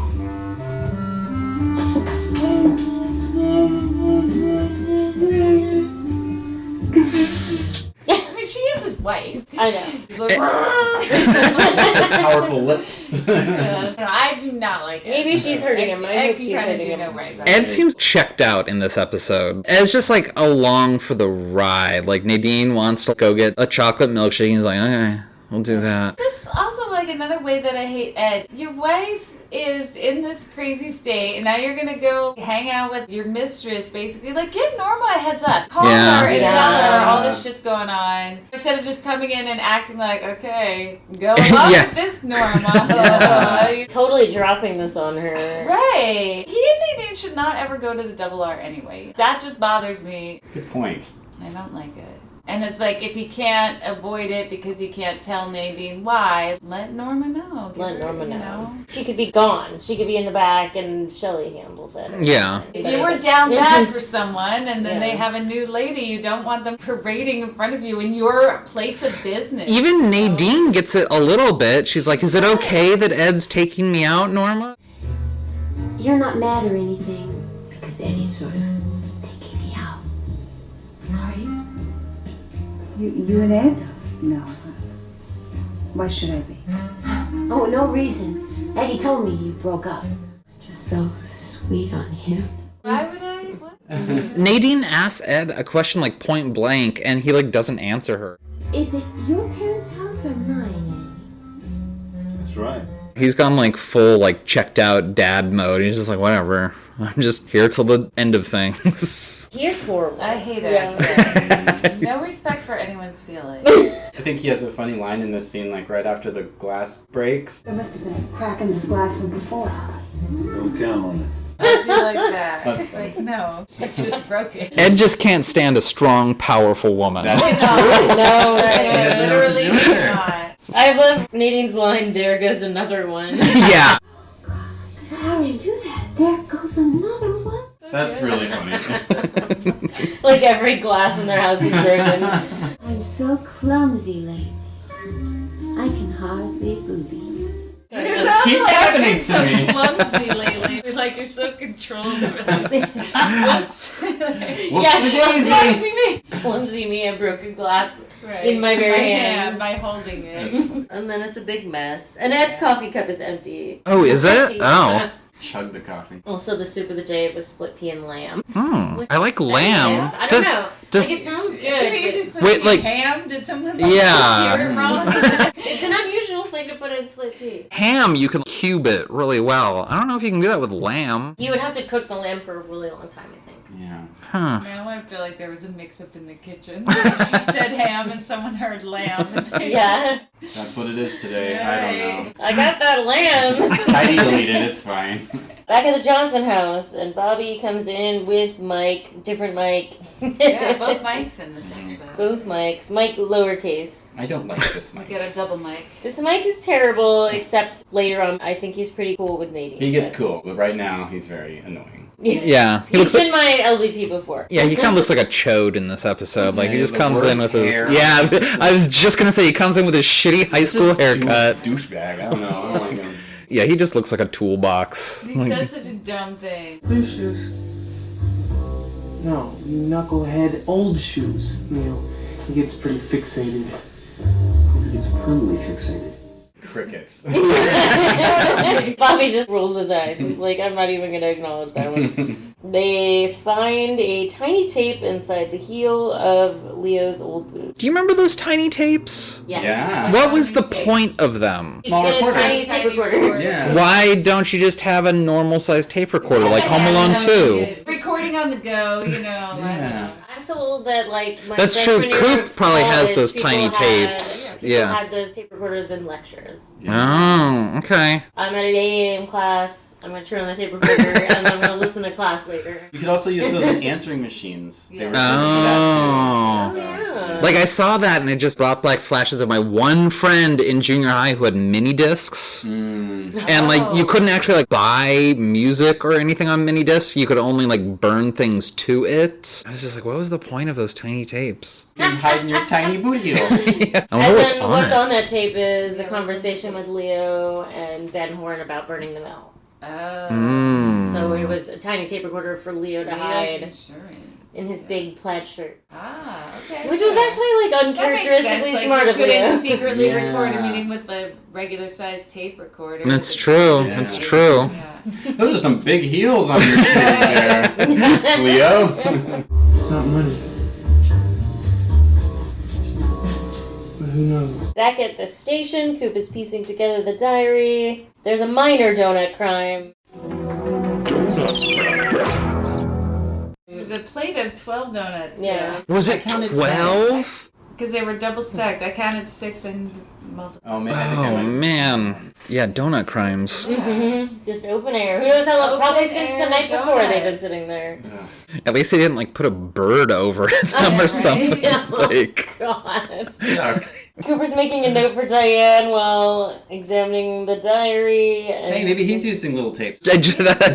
Absolutely. Yeah, he's totally using little He's tapes. mailing little tape after little tape Yeah. to Diane. Diane's all too familiar with the really tape. There are repeated references to a Bob. He was a threatening presence in her life from early adolescence. There are intimations of abuse and molestation on a regular basis. He is referred to on more than one occasion as a friend of her father's. So fun. His pronunciation of molestation, he says it like mollusk, like molestation. I don't know, throws me off a little bit. Yeah. That's all I got for the molestation. That's the molestation of mollusks. Yeah. Not cool. But this scene has like little weird blocking. Audrey comes in, she's talking to Coop, and then Harry comes in, and he's clearly eating something, and instead of being like, oh, you guys are talking, I'll give you a moment, he just stays right in the doorway, standing right in between them while like Audrey's mid-sentence. And I'm just like, give them a moment, Harry. Like, Coop will keep you in the loop if need be. You could trust him on that. Like, he just walks in, he's got a dumb expression on his face, and he's finishing up a donut or something. I was just like, get out of here. He's terrible. Michael O'Keefe always looks a little dumb. I'm sorry. He just kind of has one of those, he like, does have a dumb face. dumb face. And he says dumb things, and he does dumb things.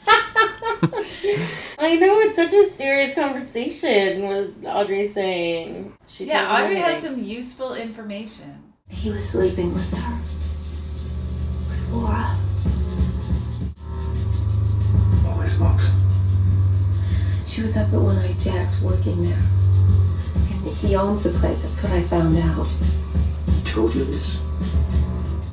What are you gonna do? Because I used to think that Harry, he was a good character because he was, like, incorruptible. Like, you could trust him, and, like, he had his finger on the pulse of the town. And when I'm watching it this time, I'm like, he's really not that far above Andy on, like, the intelligence scale. Like, he's, like, a couple steps up, but not, like, way, way up the ladder. And Maybe that's why he punches down someone. yeah, maybe. Yeah. He's got to feel better about himself. Because, like, really, I think Hawk is probably smarter than Harry. It's just...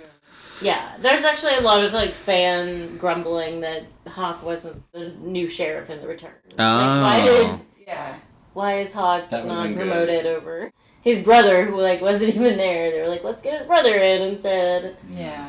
It doesn't make any sense. Although I do think that Robert Forster seems a little bit more on the ball than Harry, but Hawk earned it, like, big time. I mean, he's gotta be so pissed about that. Right. We're getting passed over. Yeah. So Audrey tells Cooper about Ben sleeping with Laura. She basically says all the stuff that she wanted to say the other day when her dad would not leave them alone. Right. And she's like, are you going to arrest him? And then in her head, she's like, please arrest him. What are you going to do? And he says, go on home. Harry, we need a warrant. A warrant for the arrest of Benjamin Horn. And then we get an establishing shot of the front of the Great Northern, which you don't see very often. Ben in his office closing the deal with Mr. Tojimura. Oh boy. You know, Catherine, she's doing the long con on this thing. Because Ben says, like, we've checked your Tokyo bank references. I'm like, where's Catherine getting these Tokyo bank references? Like, I know. Jerry checked something? Yeah, I was just like, well, she is in this to win. Yeah. Like, did she do some identity thing? Yeah. Is there a real Mr. Tojimura? Maybe that guy that's always with her is the real Mr. Tojimura. Maybe. And she's like, let me borrow your identity. I'll pay for it. You don't have to do anything. You just have to stand there and, like, not say anything. But yeah, just presumably, like, someone on the Horn team called up the Tokyo bank or whatever they said that it was. Maybe and, like, she just gave some janky number and, like, someone else. Yeah. It's just her doing the same. Right. Oh my god. She's doing like her regular voice. It's just. And it's like, oh yes, I can give you that information about Mr. Tojimura. She's like Mrs. Doubtfiring it. She is Mrs. Doubtfiring it. Oh my god. Wow. I bet she's doing all kinds of characters because she really seems to relish. She loves it, yeah. This character. Well, she has that whole backstory about her family dying. Yeah, there's like a scene where Ben's like, you, me, and the Tokyo bank rep should all go out to dinner sometime. And she's like, yes, of course. Excuse me. Now I kind of want to see that. Oh boy.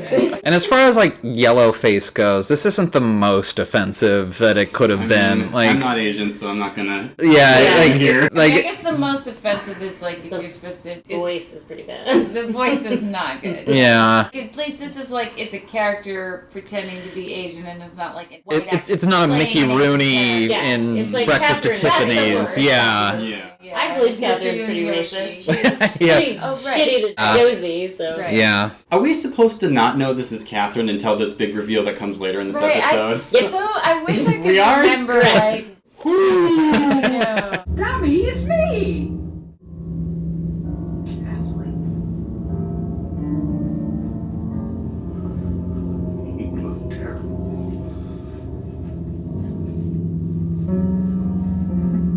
Just terrible.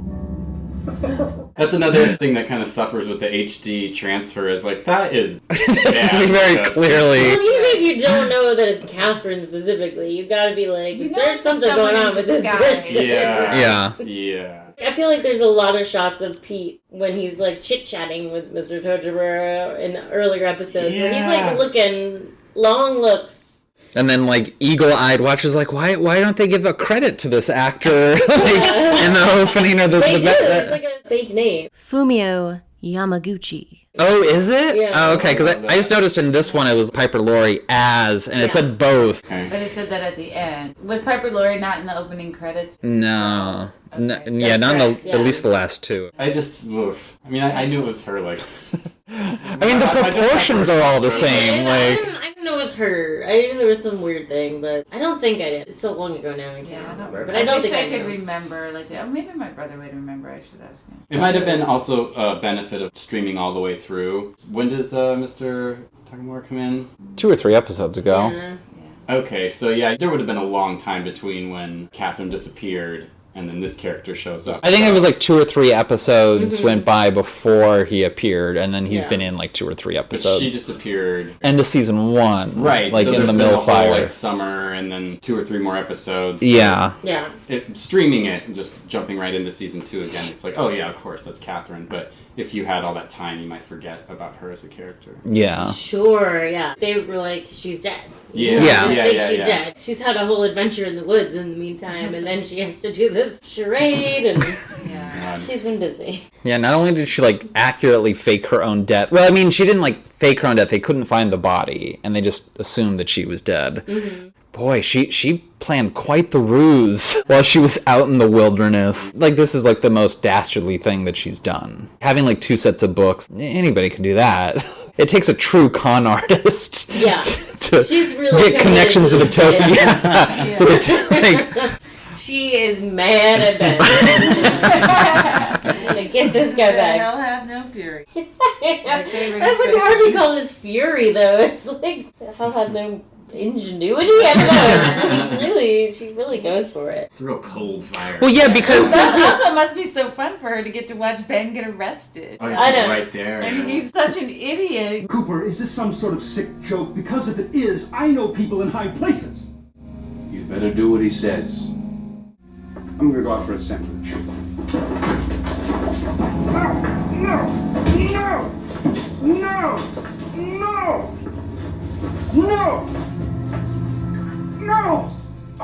He is ridiculous. No thanks. He does make quite the scene while being arrested, too. Like, he does not go with dignity. Not even Like, a little bit. I'm gonna go get a sandwich. Yeah, get a sandwich in my little... it might, yeah. There is an exit in that room. Yeah, but I mean, it's not like how you would leave the room to go get Right. a sandwich. Right. You know? He's just like... He's got a little mini fridge in that room. It reminded me of the end of Fargo when William H. Macy's character was getting arrested. Yeah. Yeah, like a baby, you know? Yeah. The kid or something. I do like the part where they put the handcuffs on him and his arms are bent back just like Laura when she's getting tied up. Ooh, He's like yelling good no. call back. Also, awkward blocking again. Everybody's in the line when they come in. Just saying. It's, Line them up, yeah. Keeps happening. That's interesting. Episode. We get a spooky tree transition Oh, now everything gets bad and to spooky and a bad situation, yes. So, a very bad situation. That's my mom likes to say. She loves to say. There's nothing my mom likes more than saying someone's in a bad situation. oh, man. They're not doing well. Yeah, no, we're not doing well at all at the Palmer I think house. she's in a very bad place right now. Sarah Palmer is in a bad place. Slithering down the stairs, that hand creeping into the shot. Looks great. It's fantastic. Mm-hmm. Very Diane Ladd in Wild at Heart. The hands moving. Oh my god, hands. He loves hands. Hands. And it's wrong. It looks wrong right away with the hand creeping because you're just like, these are stairs. Yeah, and you expect to see foots. Yeah. A foot. You expect to see feet or a foot. Yeah. Oh, well, I thought I want to see foots on these stairs. That's a hand. Only the highest class of analysis here, really weird stuff. It's true. She's calling for Leland. Leland is not gonna help. We get a ceiling fan shot. Yep. But somehow Close not up. the scariest thing in this episode. It's too close, I feel like. Yeah. I feel like we should pull out if we want to make that ceiling fan scary. Whatever, I'm not Lynch, so. The first time we see it in the pilot, it's from far away. I mean, yeah, that ceiling fan from the pilot, though. You can't compete with that. But it is something that becomes his signature, is like shots of things the way you're not used to seeing them. Mm-hmm. Okay. Like you wouldn't see a ceiling fan from right under that usually. Yeah. I think he does a lot of that stuff. The return opens every time with the shot above the waterfall, which is the opposite of the way we're used to seeing it. Like no one would ever see it like that. Because if you see the waterfall like that in real life, you're going over the waterfall usually. Yeah. Oh, I love it. I like that too, yeah. But we're just getting a little sample of what's going on at the Palmer house, because then we get back to the station where Ben is being brought in. And this is an amazing shot. Yeah, I really... I mean, it's a long one. It's a oneer of sorts. Yeah. Ben kind of gets, not hauled off, but they take him to, like, the holding cell. But the way that, like, the log lady is introduced into the frame, like, the log is introduced. It's the log, yeah. And So they come in, the camera pans following them in, and then they stop for a long time in the hallway. Then Hawk and Harry take Ben off to the cell. And then there's a rack focus. My signature. I was gonna ask because I was like, I don't remember if they were in focus 2 and down the hallway, but yeah. They're in focus, so then it racks to the log. I like that. Okay. As she steps into frame. Like the blocking on that. The timing, yeah. It's the most dramatic entrance that you can have. Oh, totally, yeah. It's simple, but it's so dramatic. Again, yeah, he's working with tools that anybody could do. Anybody could do this. Yeah. But yeah. It's the timing and the craftsmanship that makes it good. I love how, like, the mood changes. She's there, and like Coop, he's not like beholden to the log lady, that's not the right term, but like he definitely like respects whatever she's tuned into. He appreciates it. He vibes with her. Good way to put it, yeah. They walk over really slowly, like they're approaching like a shaman or something, and like she starts talking. We don't know what will happen or when, but there are owls in the roadhouse.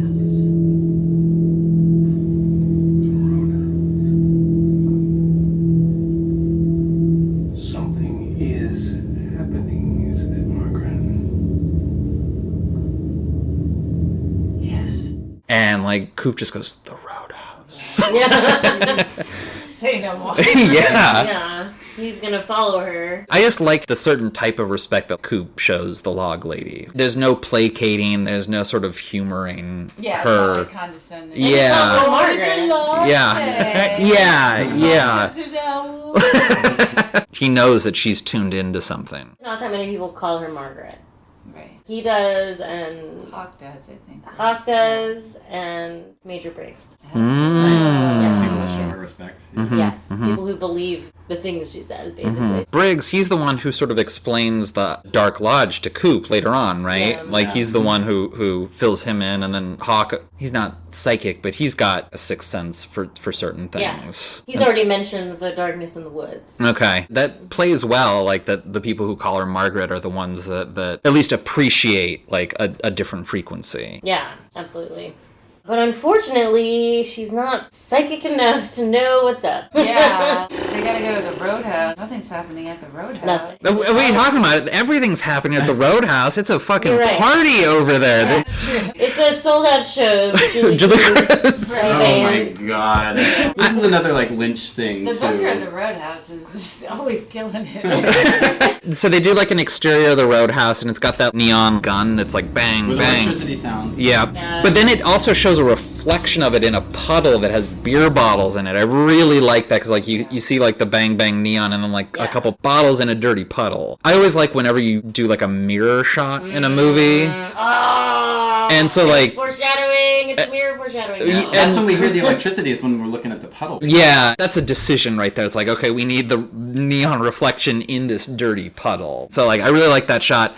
And then like we get in, and for me, there's just something about it. I'm like, is this what a party is to David Lynch? Like a bunch of like bikers and sailors, and there's high school kids in here drinking, smoking, and it's like this shit-kicking bar that just happens to have like Julie Cruz singing her like sad, dreaming, falling songs. It's basically a prom. I know. This kind of dance. I really like Julie Cruz's. Later, she does a song that's more in her vein, but this first one that's kind of upbeat Rocking is like, back I inside. can't.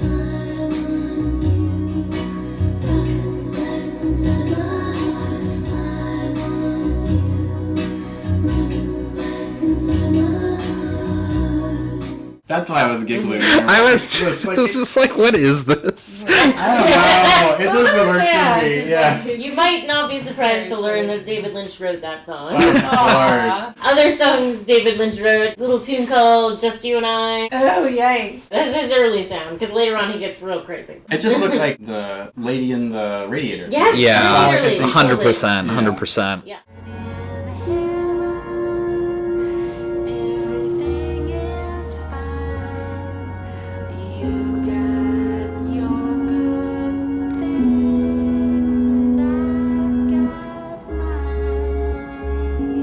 You look at like the crowd of the bar, and you think this is going to be like the country and western bar from like Blues Brothers or something, and instead it's like Julie Cruz wearing like her prom outfit with her blonde bob. And like She's just 4 saxophone players. Yes, I know. I mean, here's some horns. I was like, are there all those horns? And it's like, oh, there are. everybody's there. We got the Great Northern bellboy or whatever. He's at the bar. Bobby's smoking, doing shots at the bar. James and Donna are there. Log Lady comes. She's like, yeah, I'll have a beer. And she starts cracking open peanuts. She drinks. Yeah, I love that. She drinks beer. She's down to party. Peanuts before she even like finishes sitting down. Yeah, she's like aggressive. Peanuts. She knows what the vibe is at the Roadhouse. She's been there before. It's like, I've been thinking about these peanuts all night. I hate That's the reason. liking anything Harry does, but I think it's cute how Harry's like toe tapping along. Well, Takes his hat off. And Margaret's like kind of like tapping on the log too. Like, everyone seems into the Julie. yeah, I know. And even when she does the dreamy stuff later, people are like, yeah. Well, Donna's like singing along with one of the songs. She knows that song. That's the Twin Peaks bop. Julie Cruz probably plays once a week or something. Yeah. It's Julie Cruz night. If I lived in Twin Peaks, I would 100% go to this bar on Julie Cruz night.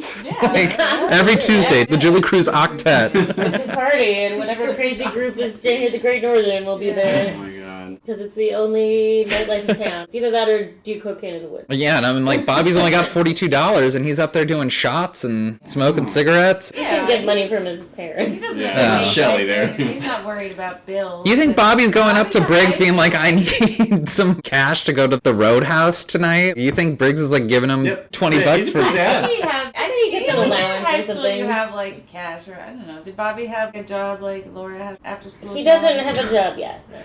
He doesn't have every single job like Laura had. Laura took all the jobs. Doesn't he have money from selling drugs? Yeah, he's probably got something. Him and Shelley were complaining about, like, there's $42 left over, and he's like, I'll figure something out. And then, you know, the end of the episode, he's just at the bar doing shots. He did return the necklace. Yeah, maybe, yeah. Maybe. Oh, I hope not. Oh, I know that line is so sad when she's like, when am I ever going to feel glamorous enough to wear it? Oh, Shelley. That's so, like, kitchen sink, and she delivers that line in front of a kitchen sink. Classic kitchen sink drama. Heartbreak. Oh, God. So the conversation between Donna and James at the booth, James is actually being... fucking hate to admit it. I know. I don't dislike James at all in this scene. That's another He has- off-putting part of this episode. I think he has 12 words that he says the whole Yeah. time. It's like, the less you say, the better you are. Yeah. How about Weird. that? Interesting. Yeah, maybe don't give him any long monologues anymore. It's actually making sense, and I like his counter-arguments to Donna. Oh, I've ruined this man's life, and he's like, you're just trying to find out about Laura. It's not anybody's fault. He was a sick man. I think he was hurt inside in a way I couldn't figure out. Everybody's hurt inside. His whole life was in that house, and I violated that. You were just trying to find out about Laura. When she's like, I think he was hurt inside in a way that I couldn't figure out. And he's like, everybody's hurt inside. Rewatching the series this time around, I really feel like Donna was meant to have a partner in crime. It was probably originally supposed to be James, but Maddie came in. I don't know if Maddie was like a part of like the original concept of the show. She wasn't. And so I feel like they kind of had to make the trio work when it was really just supposed to be a duo. So many of Donna and Maddie and James could just be Donna and Maddie or Donna and James. What really kind of threw it off was they shoehorned it into being a trio. Because, yeah, there's just a bunch of stuff where I'm like, this could just easily be Donna and Maddie doing this. Yeah. She could be talking to either one. Yeah. In the scene. Yeah. And what if she were talking to Bobby instead of James? Yeah. Like, I love that alternate universe where it's Donna and Maddie, and then somehow Bobby hears it, and she's like, why didn't you tell me? Or, you know, we were hanging out and doing espionage together. Think about those lines that James says out of Bobby's mouth. Like, everyone has problems. Like, I killed a man. Yeah. You know. Everyone's hurting inside from killing people. Yeah. You could put those same words in his mouth and it would still read, but it would just be a different meaning. Yeah. It's almost not about Donna. It's just like she has to get this out on someone. And Absolutely. James is there. I never think that the actor who plays James is a bad actor. It just always kind of feels like there's one too many people in those scenes. And so is James.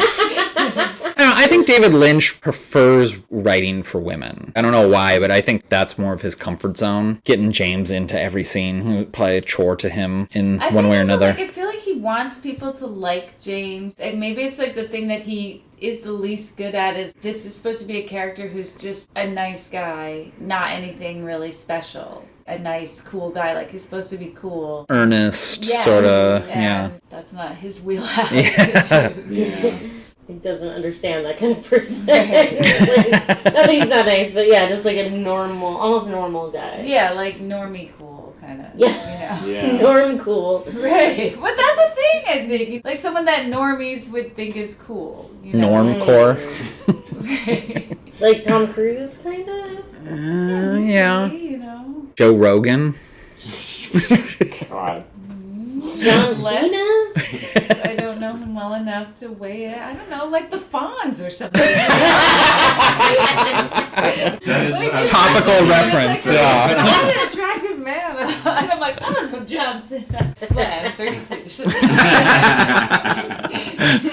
But I feel like we are kind of slowing down because we don't want to get to this Although terrible actually, part. someone I think normie people think is cool and is not cool at all is Jimmy Fallon. Yes, perfect, yeah. Just erase that Yep. once. Act like I said Jimmy Fallon. No, that's yeah. Basically anyone who hosted the Tonight Show. Oh, Yeah. Can I say something before we leave the Roadhouse Sure. real fast? I'm realizing that Julie Cruz, the Radiator Lady, like women standing on a stage singing a dreamy song is like a Lynch thing. Oh yeah, It's 100%. also in Blue Velvet, and it's also in Mulholland Drive.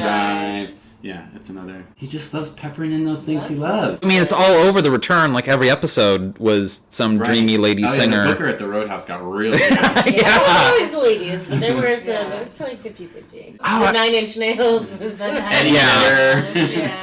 In my memory, I just remember it being female-led bands, but there were a bunch. Yeah. Was it? Okay. There are a lot, yeah. And one more question: why do they call it the Roadhouse and not the Bang Bang Bar? Right, Bang Bang Bar is a much better name. I'll be at the Bang Bang. Yeah.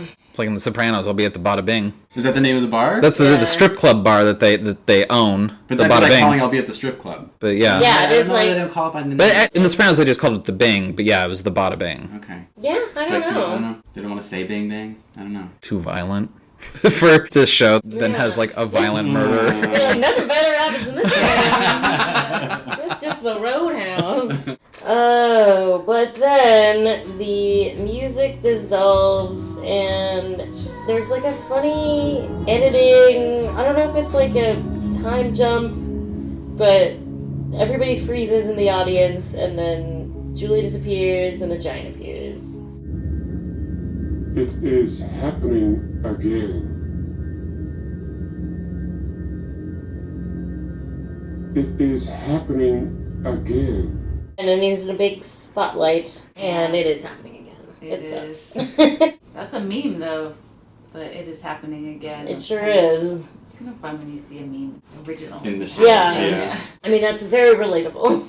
Yeah. History repeating itself. Yeah. Ugh, but he doesn't even know. It's so scary. Yeah. But I feel like he does know, you know. He knows, but he doesn't know what exactly. Yeah. I feel like somebody dropped the ball here. I don't know if it was Log Lady misinterpreting where the owls are. Mm-hmm. I don't know if it's the giant appearing at the wrong place and bringing them to the wrong spot, but it's like, why didn't you guys bring them to the Palmer house? We could have prevented this. It's happening again. Why aren't you there fixing that? You didn't solve it in time. Yeah, it seems like, I don't know. I They're know. scolding him They're for something. pulling things out of the ether here. They don't have like a GPS system. They can't like geosynchronize this thing. It's owls. Yeah, it's owls in the Roadhouse. Forget it, it's owls. Someone, or maybe it's Cooper for like misinterpreting. No, we shouldn't go here. Like, I don't know. Someone dropped the ball on this. That's all I'm gonna say. Yeah. It definitely feels that way, but it's hard to know where to place Well, the I blame. feel like what it's supposed to be is it's like a battle of good and evil, and that's what Coop really wants, is to be a force for good in the world, or like snuff out evil in the world. And it's like the show is like, you can't do that. Yeah. Like, you're never gonna do that. In fact, there's a lot of echoes to the end of this episode, and then the return of just the inevitability. Mm-hmm. Like Coop is, Right. he's just kind of in his own hell world or limbo or whatever of like trying to stop it and not being able to. The Coop Loop. The Coop Loop! Holy shit, dude! Way to coin a phrase. The Coop Loop, Coop Loop, Coop Loop. What year is this? Because I also feel like it's not the specific, like, maybe he could have saved this one. You know, maybe it's like the clues had been a little better. If the Giant and Log Lady had been more direct, they could Maybe if he told me Leland did it, except like. like without chemicals, he points. Right. I could have gotten there a How little. about say, you know, like, Yeah. Whether you save Maddie or not, like, it's happening again. Like, right now someone's probably getting killed in some terrible way. You know what I mean? Like, that's, I think, one of the kind of conclusions of this show is, like, that's always happening. There's always a woman in trouble somewhere. Yeah. Ooh, it's true. Anyway, the credits roll and it's over, right? No! It's happening again! Almost 4 minutes of unbearable torture. Cheryl is such a rough. good screamer, though. Ooh. And it was like for us 4 minutes, but for Cheryl Lee, it was a whole day. Yeah. What a trooper. Mm-hmm. I mean, it's rough. Like, you know, sometimes you'll watch an older movie or television show and it doesn't quite have the same impact as, you know, modern stuff. This one really still does. It does. This one really still just hits you in, like, a tender area. Especially, like, the way that, like, the sound is slowed down. You get every note of her screaming. Mm-hmm. And it sounds even more, like, blood-curdling when it's slowed down like that.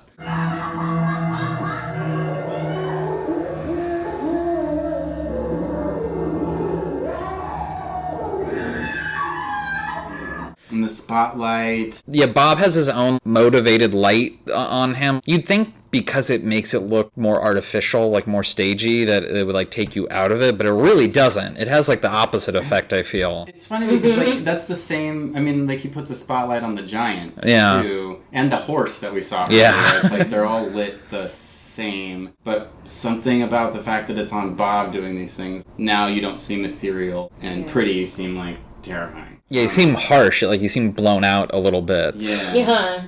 How good is Ray Weiss in this scene? Like, not every actor can be like the husband next door and the serial killer, and like he does it really well. Like when he's putting on the gloves, and like there's a scene where it's like he's looking in the mirror and like Bob's in the mirror, and like he turns towards the camera and it's just the glint in his eye, and it's just like, oh yeah, someone's gonna die. He's ready to murder. And yeah, it's just rough. I think 'cause it's not like strangling or something. It's like he punches her to death. He basically punches her to death. Yeah. And it's just Slams her into the wall. Mm-hmm. the blood coming down her face, and it just keeps going. Princess, you're going back to Missoula,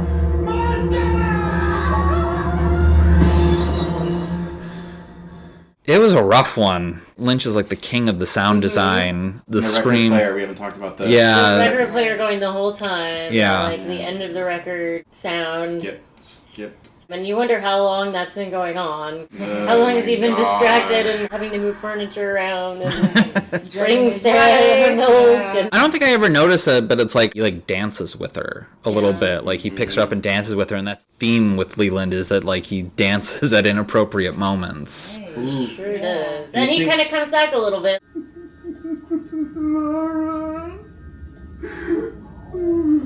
I think Leland peeks in. Yeah. And that's part of Bob's playing, too, because he likes Leland to suffer. And so he lets Leland come in and Get just enough of a... get confused to see Laura's face and sob about Laura. And then Bob comes back and... finishes the job. Yeah. It was a rough one. Yeah. It was a lot of scene. It's so much.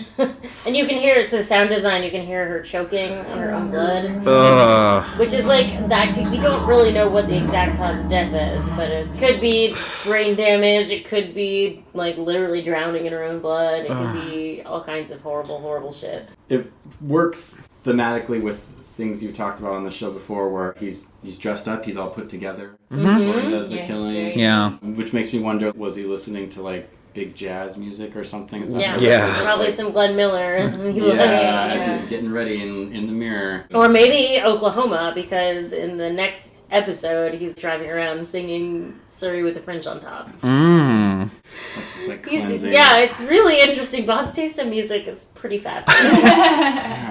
Especially considering the way he dresses, you wouldn't think that's what he likes. But oh well, whatever. Bob contains multitudes. Yeah, but poor Maddie. Yeah. Like, what an end. And then I guess a fun fact about this scene is that they also shot it with Richard Beymer, Ben Horn. Basically to throw off everybody. There were only a couple of people who knew for sure that it was Leland. I mean, honestly, if they'd, like, decided at some point to make it Ben, I could believe that. Sure, yeah, the motivation. Yeah, like that would seem reasonable if Ben was the killer. So Real yeah, rough. he had to shoot that too. And then another amazing thing about Ray Wise's acting is that he really didn't want to do that. He was really super bummed. But he rose to the occasion because that's what he does. He's a fucking professional. That should have been saved or never maybe even happened. This shouldn't have ended here. Like, this mystery should have kept going. Yeah. Too bad. It's too bad. It is. But then it goes back to the Roadhouse then. It does. Oh, and the vibe really changes at the Roadhouse. When Julie Cruz comes back, she's no longer singing her Rockin' Back Inside My Heart. Yeah, now she's singing Dust the Dances or something, or... It's called The World Spin. Oh yeah, World Spin. It's basically the Twin Peaks theme with lyrics. Yeah. Lyrics written by David Lynch. I like her Poignant better lyrics. in this zone. Yeah, this is more her style. Jessica, were you telling me that Julie Cruz had a falling out with David Lynch? Yeah. What? That's so rare. Yeah, I don't remember all the details, but she definitely didn't like having all those other musicians in The Return. And she did do The Return, but she thought Oh, so it was a more current falling out? Yeah, it was a more recent thing. Oh, so she was weird. Like, I thought I was your girl. She thought she was the Roadhouse singer. Yeah. Oh. And then he's like, Because that's in the credits. She's like Julie Cruz as Roadhouse singer or something. She doesn't like sharing that spotlight. Oh, I guess one other fun fact about the murder scene is that that's where I learned in film class when we were discussing this scene. So I learned the term pas de deux. Oh. Which is when you spin around in a circle and the camera follows and spins around.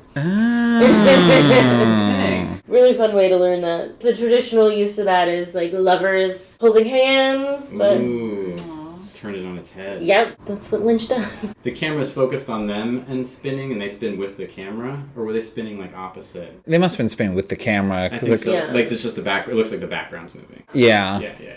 And he does both with them spinning and with the camera spinning. He switches it up. That's right, because it shows them spinning, and then the camera stops on them, and then the background starts spinning. Mm-hmm. It's kind of unsettling. It's so disorienting. Yeah. And then also the furniture being moved out of the way is disorienting because he really makes a point to show you the lay of the land earlier. I was thinking that big long wonder we were talking about earlier, we're facing one direction, and then the next time we see that living room, it's breaking the 180 rule, so you're automatically like, this is weird, we're looking the opposite way now in this living room. Mm-hmm. It automatically like just puts you off. So. Yeah, I had a teacher at film school say that David Lynch, I think she said something like, the reason why people can't copy David Lynch is because they don't know the rules before they break them. Yeah. I mean, that is like David Lynch's strength. And like, I feel like this with any art form is like, you can't really break the rules unless you know what the rules are and what they're for. Because like, he loves old noir movies and things like that. Like, he knows the rules really well. Yeah, he purposely breaks them. Because like in Eraserhead, when the eraser dust is creating the whole thing behind our main character, I remember someone told me that when they went to film school, you spend like hours getting the lighting just right so that you don't see dust in the shot. And David Lynch was like, no, we're just going to make the dust the shot. Like, that's going to be the whole reason we have this shot. Yeah. And so, yeah, it just kind of plays into, like, yeah, he enjoys breaking the rules. But, like, he knows when to do it. He does it purposely. And then also lighting, like, you're supposed to not notice lighting. Yeah. And then he's like, Drawing I'm going to make you really notice that. Yeah. You're going to notice the shit out of my lighting. Yeah, like in several times in this episode with like the spotlight, with the camera flashes. Yeah. Well, I mean, with Julie Cruz, she kind of had like a little like blue velvet where there's like red curtains behind her, but the light that's shining on her is kind of blue, which really, you notice that contrast. Yeah. Ooh, he's good.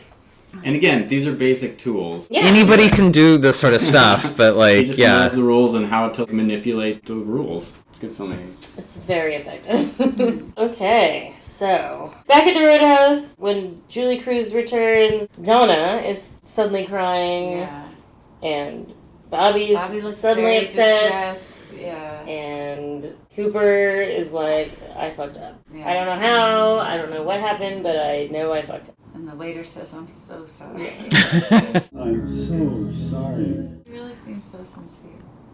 He really does. Yeah. And I feel like what's he he's sorry so for? devastated. Is he sorry that Coop fucked up? Is he sorry that he didn't give enough information? I always take it so literal as like, I'm sorry, like, because they know this is like what you've dedicated your life to, and this will happen again and again for you. You know, like your whole reason for being is to stop stuff like this, and you can't. Yeah. I'm sorry you're in the Coop Loop. Oh my god, I think we've got to teach It's a vicious cycle. And I mean, I feel like it's also, and I feel so bad for Coop. He looks so sad, you know, and I feel like there's something really magical about this show, that it's like, you know, this young girl gets murdered and you feel bad for the FBI guy. But I really do, you know. Like, Yeah. You feel like the defeat. Like, at no point do you ever think that, like, Coop isn't invested in these people as people. Like, it's not a job for him. He's emotionally invested in it. He loves the town. Like, he makes a toast to Laura. Like, he's let himself down by letting this, or not letting this happen, but this happening on his watch. Not being able to stop it. Yeah, not being able to stop it. The fading of the red curtains over his sad face. At the end. And we see that again in the return. We see that's echoed. That sad face is echoed in the return a couple times. Is it like he's just always in this room? He's always going to be in this room? What I'm thinking of particularly is the very last shot of the return, which is like the credits of him in the red room with Laura whispering in his ear, and it's that same sad face, basically. Tying it in. The return is so perfect. We'll talk about that someday. But okay. Well, let's move on to closing this episode out.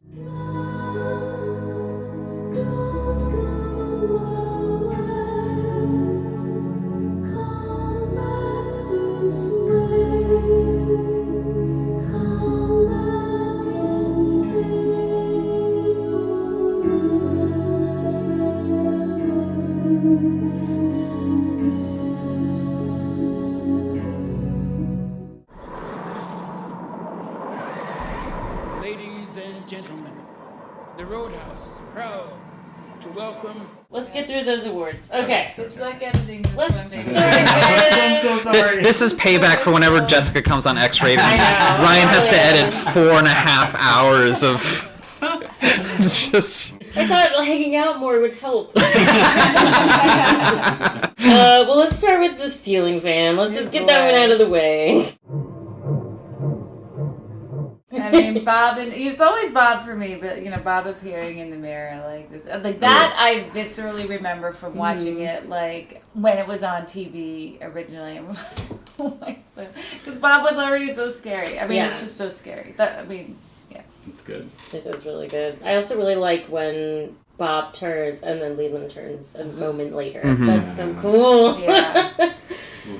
For me, it's Leland putting on the gloves. Yeah. The intentionality of that and how slowly he does methodical. it. He knows what he's getting into. Like, that's just... He's relishing it. Yeah, it's psychotic. I hate it. No, and like, these are all going to be from the same scene, but it's Maddie's scream for me. Like, that's the sort of scream that, like, I'll hear when I'm, like, trying to go to bed at night or something, like, and just have it echo around. Like, it's a nightmare scream. It's between that and the bear from Annihilation. Oh, God, yeah. Yeah. I gotta go with Bob's, like, gross wet kisses all over him. Yeah, yep. Runner-up. Yep. And they're so slow, and... They're with, like, his whole mouth, too. Yeah. Like, they're wet. He's, like, trying to swallow her face. Yeah. That's gross. Ugh, it's horrible. It's so effective. It's just, all different parts of the same 4 minutes. Yeah. It really is. Yeah. So we all agree that this is the most horrific scene ever on television? Yeah. I mean, honestly, that might be the ceiling fan for the whole season, because, like, I'm struggling to think of, like, a scarier scene. I mean, it's been a while since I've seen this season, but, yeah, it's up there. Totally. Let's do Fish on the Percolator, then. That's the nice, fun, what's the funniest moment? There was a fish in the percolator. Let's see. I can go first. Okay. Nadine crushing that glass. I love it. Every time. There goes another one. Clumsy me. so clumsy lately. I think I'm gonna go with Catherine giving what's his face a big old kiss on the mouth. Oh my god! Somehow we skipped that scene. I forgot. Yeah, because that was another mess and another. It's another mess. Oh, you're right. Pete's making a sandwich, a night sandwich. He loves his night sandwiches. Yeah, he's going to bed. And a glass of milk. Tall glass of I milk. think get some cookies too. Yeah, I think so. Oh my god, Yeah. he's gonna have so much indigestion. I know. But not tonight, because tonight he gets interrupted by Mr. Tojimura. So strange. Who, like, Catherine just fucking loves this character. She Right. just loves being this character, and she dips in and out of the voice even after she's revealed herself. Right. Honestly, like, I think Pete even likes Catherine a little bit more in this guy. Like, After he finds out. At first he's Yeah, like, I'm yeah. not like that, buddy. And then he's like, oh, maybe I am. yeah, I can get into this. I don't get why She's like, good, because it's going to take 3 hours to It's a lot of prosthetics. I don't know why she's like so into Pete now. Like she always like. Yeah, she always hated Pete. Like, It's probably because her boyfriend tried to murder her. Yeah. I mean, she did kind of like cozy up to him like right before she almost got murdered. But it was more like, but you're the only one that cares about me. It wasn't like something about you. She's horny for Pete sometimes. Like, There was just something about the kiss that seemed genuinely affectionate. It wasn't like a gotcha moment or something. It was just like, I'm glad to see you. Sure. And Pete seemed glad to see her to an extent. Well, I mean, I thought she was dead. Yeah. So, you know. And he was genuinely sad about it. Yeah. So. All right. Well, my fish in the percolator is you call that a burp. I just think that's a good response because it's just like such an insane thing for Bobby to say. Right. Like, why are you trying to gaslight me right now, Bobby? Right. Come on. That same scene mine was her saying he's alive.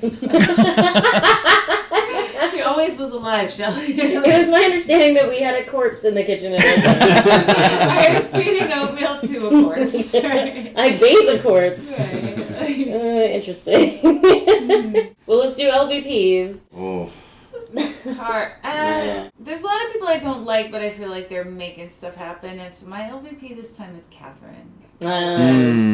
I just feel the whole thing is so dumb to me. It's pretty dumb. My LVP is Sarah Palmer's denial. Like, yeah. like I feel bad because like she gets drugged in this, but like, I don't know. Just if she had given a warning or something, like I don't know how deep her denial goes, but I was like, maybe some sort of heads up that like shit's going down. Her denial is the deepest. It is the I think deepest. It's only surpassed by Leland. Yeah. That's pretty bad. She's one of the few people who could have stopped it. Yeah. That's a good one. There. Who was I gonna say? I forgot now. Give me a minute. You're gonna be like the horse, aren't you? That horse just steals the spotlight. I can go while you Okay, yeah, about it. that's I'm fine. gonna give it to Bob. Oh, really? Bob did a bad thing. Yeah. I don't like what Bob did there. I mean, Bob's always doing bad stuff. Real but I'm just like, controversial. Hot take, yeah. Bob Wow, did. hot take. I think Bob is love. Fight me. Don't at me.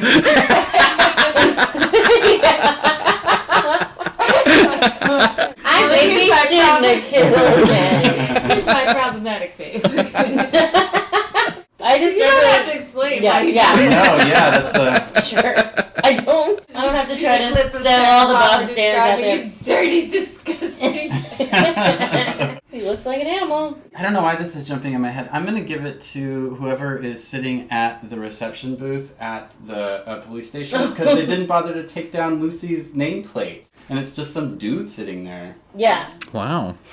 It's just I don't know, it's like not jumped out some to me. deputy. Yeah. You always hate it when people don't do their job very well in movies. Yeah, that's what I gave it to Lucy last time. Oh, did you really? Yeah, because she wasn't very good at her job, and this guy wasn't very good at his job. So I don't know. I'm sorry, that wasn't very good. It's okay. I feel like the reception desk is really more of a ceremonial position than Yeah, she could be that's sheriff's true. office. Like most of the time when we see Lucy on the phone, she's like making personal calls. Yeah. So. And also that guy's name could be Lucy as well. Yeah. Twin Peaks is a weird place. My name's Lucy Morin too. He's like one of the can-do girls. Right. Sometimes the can-do girls can. Yeah. Then we're on to the MVP. I'm boring. I went with Audrey again. I went with Audrey last time. That's not boring. But it's like she puts herself like on the line. Like she goes into her dad's office, is like, I want answers. She gets real good information. She takes that information to Coop. She goes through proper channels, and Ben is arrested because of it. Like, more stuff happens because of Audrey than anyone else in this episode. That's absolutely true. Yeah. And I gotta give it to her too, just for like that extra like daddy revenge. I watching this time through, Audrey, like, she gets to one-eyed Jax the same night as Coop, and like she does it just using like her pluck and her gumption. So I really like her as a character.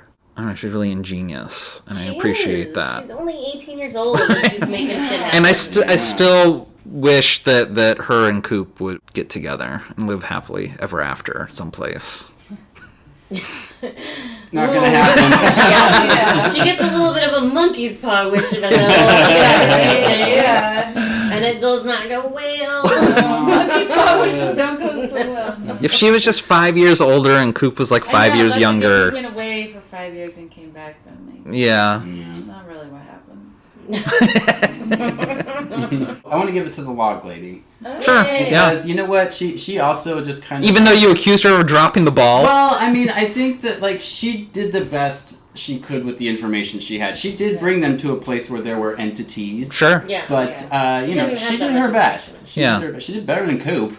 So, yeah, I think she's doing a job. And also, I like that she just sits down and drinks a beer and wants those peanuts. Like, she's like, I did my part, now I'm going to have a beer. Yeah. I like that they do, like, sort of enjoy the show at the Roadhouse. Yeah. I'd party with Margaret. Yeah, I like Margaret. Absolutely. Yeah. I respect her. We're all going to call her Margaret from now on. Like, Because all the best people call her. Because we don't want to be one of those stigmatizing people. Yeah. The reason I'm going with who I'm going with is just that it's truly like my favorite moment in the whole series. I just think it's so beautiful that I have to give it to the waiter. The way he delivers that line, and it just sums up like everything about what's happening. It's just, I could just watch that on a loop over and over. it is a really powerful scene. And, like, I can't even explain why. It's such a long moment. Like, we see him get up from the bar, walk over. And he really putzes over, too. Like, it really takes your time after we've had that horrifying scene. he does like the whole Tim Conway walk all the way over there.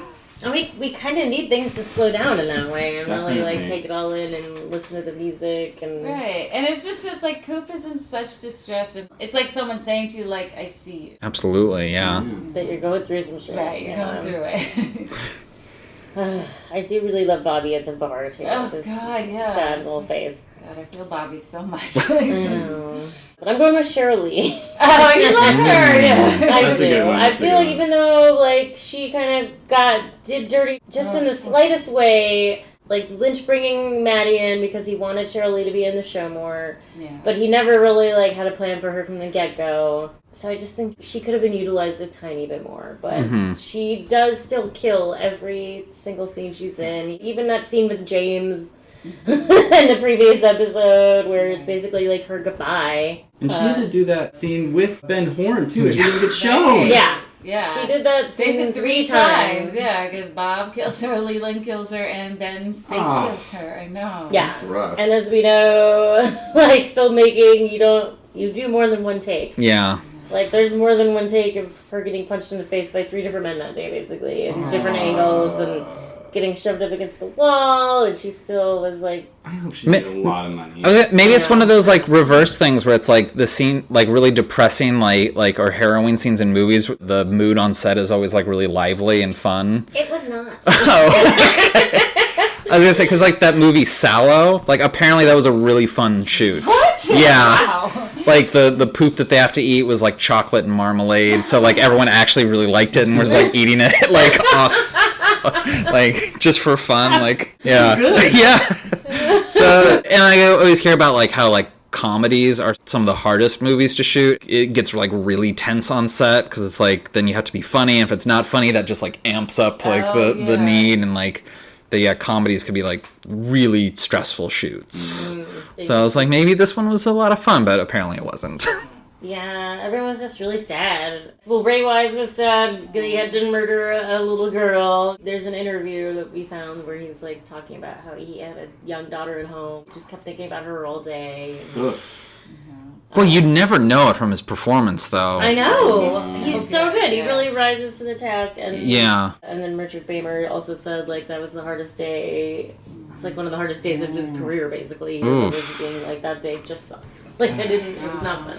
Right, well, probably also partly because it's like all for something that David Lynch never wanted to do anyway. Yeah. Like, so I'm sure he wasn't in like the best mood. mood. Like, all right, let's do this thing that the network is forcing us to do. I know. In a way, it's so savage because, like, part of you kind of feel that it's savage as, like, almost like a fuck you to the network. Like, you wanted me to reveal the killer, well, I'm gonna do it. This is what the network wanted. Yeah. Like, Jesus. This is what you wanted, so I'm gonna give it to you. The end of this episode, and then, like, you see a commercial for the news. Like, I just can't imagine coming out of something like this and then, like, like, I don't know. Tonight at 11, 10 tips to make your cat's birthday perfect.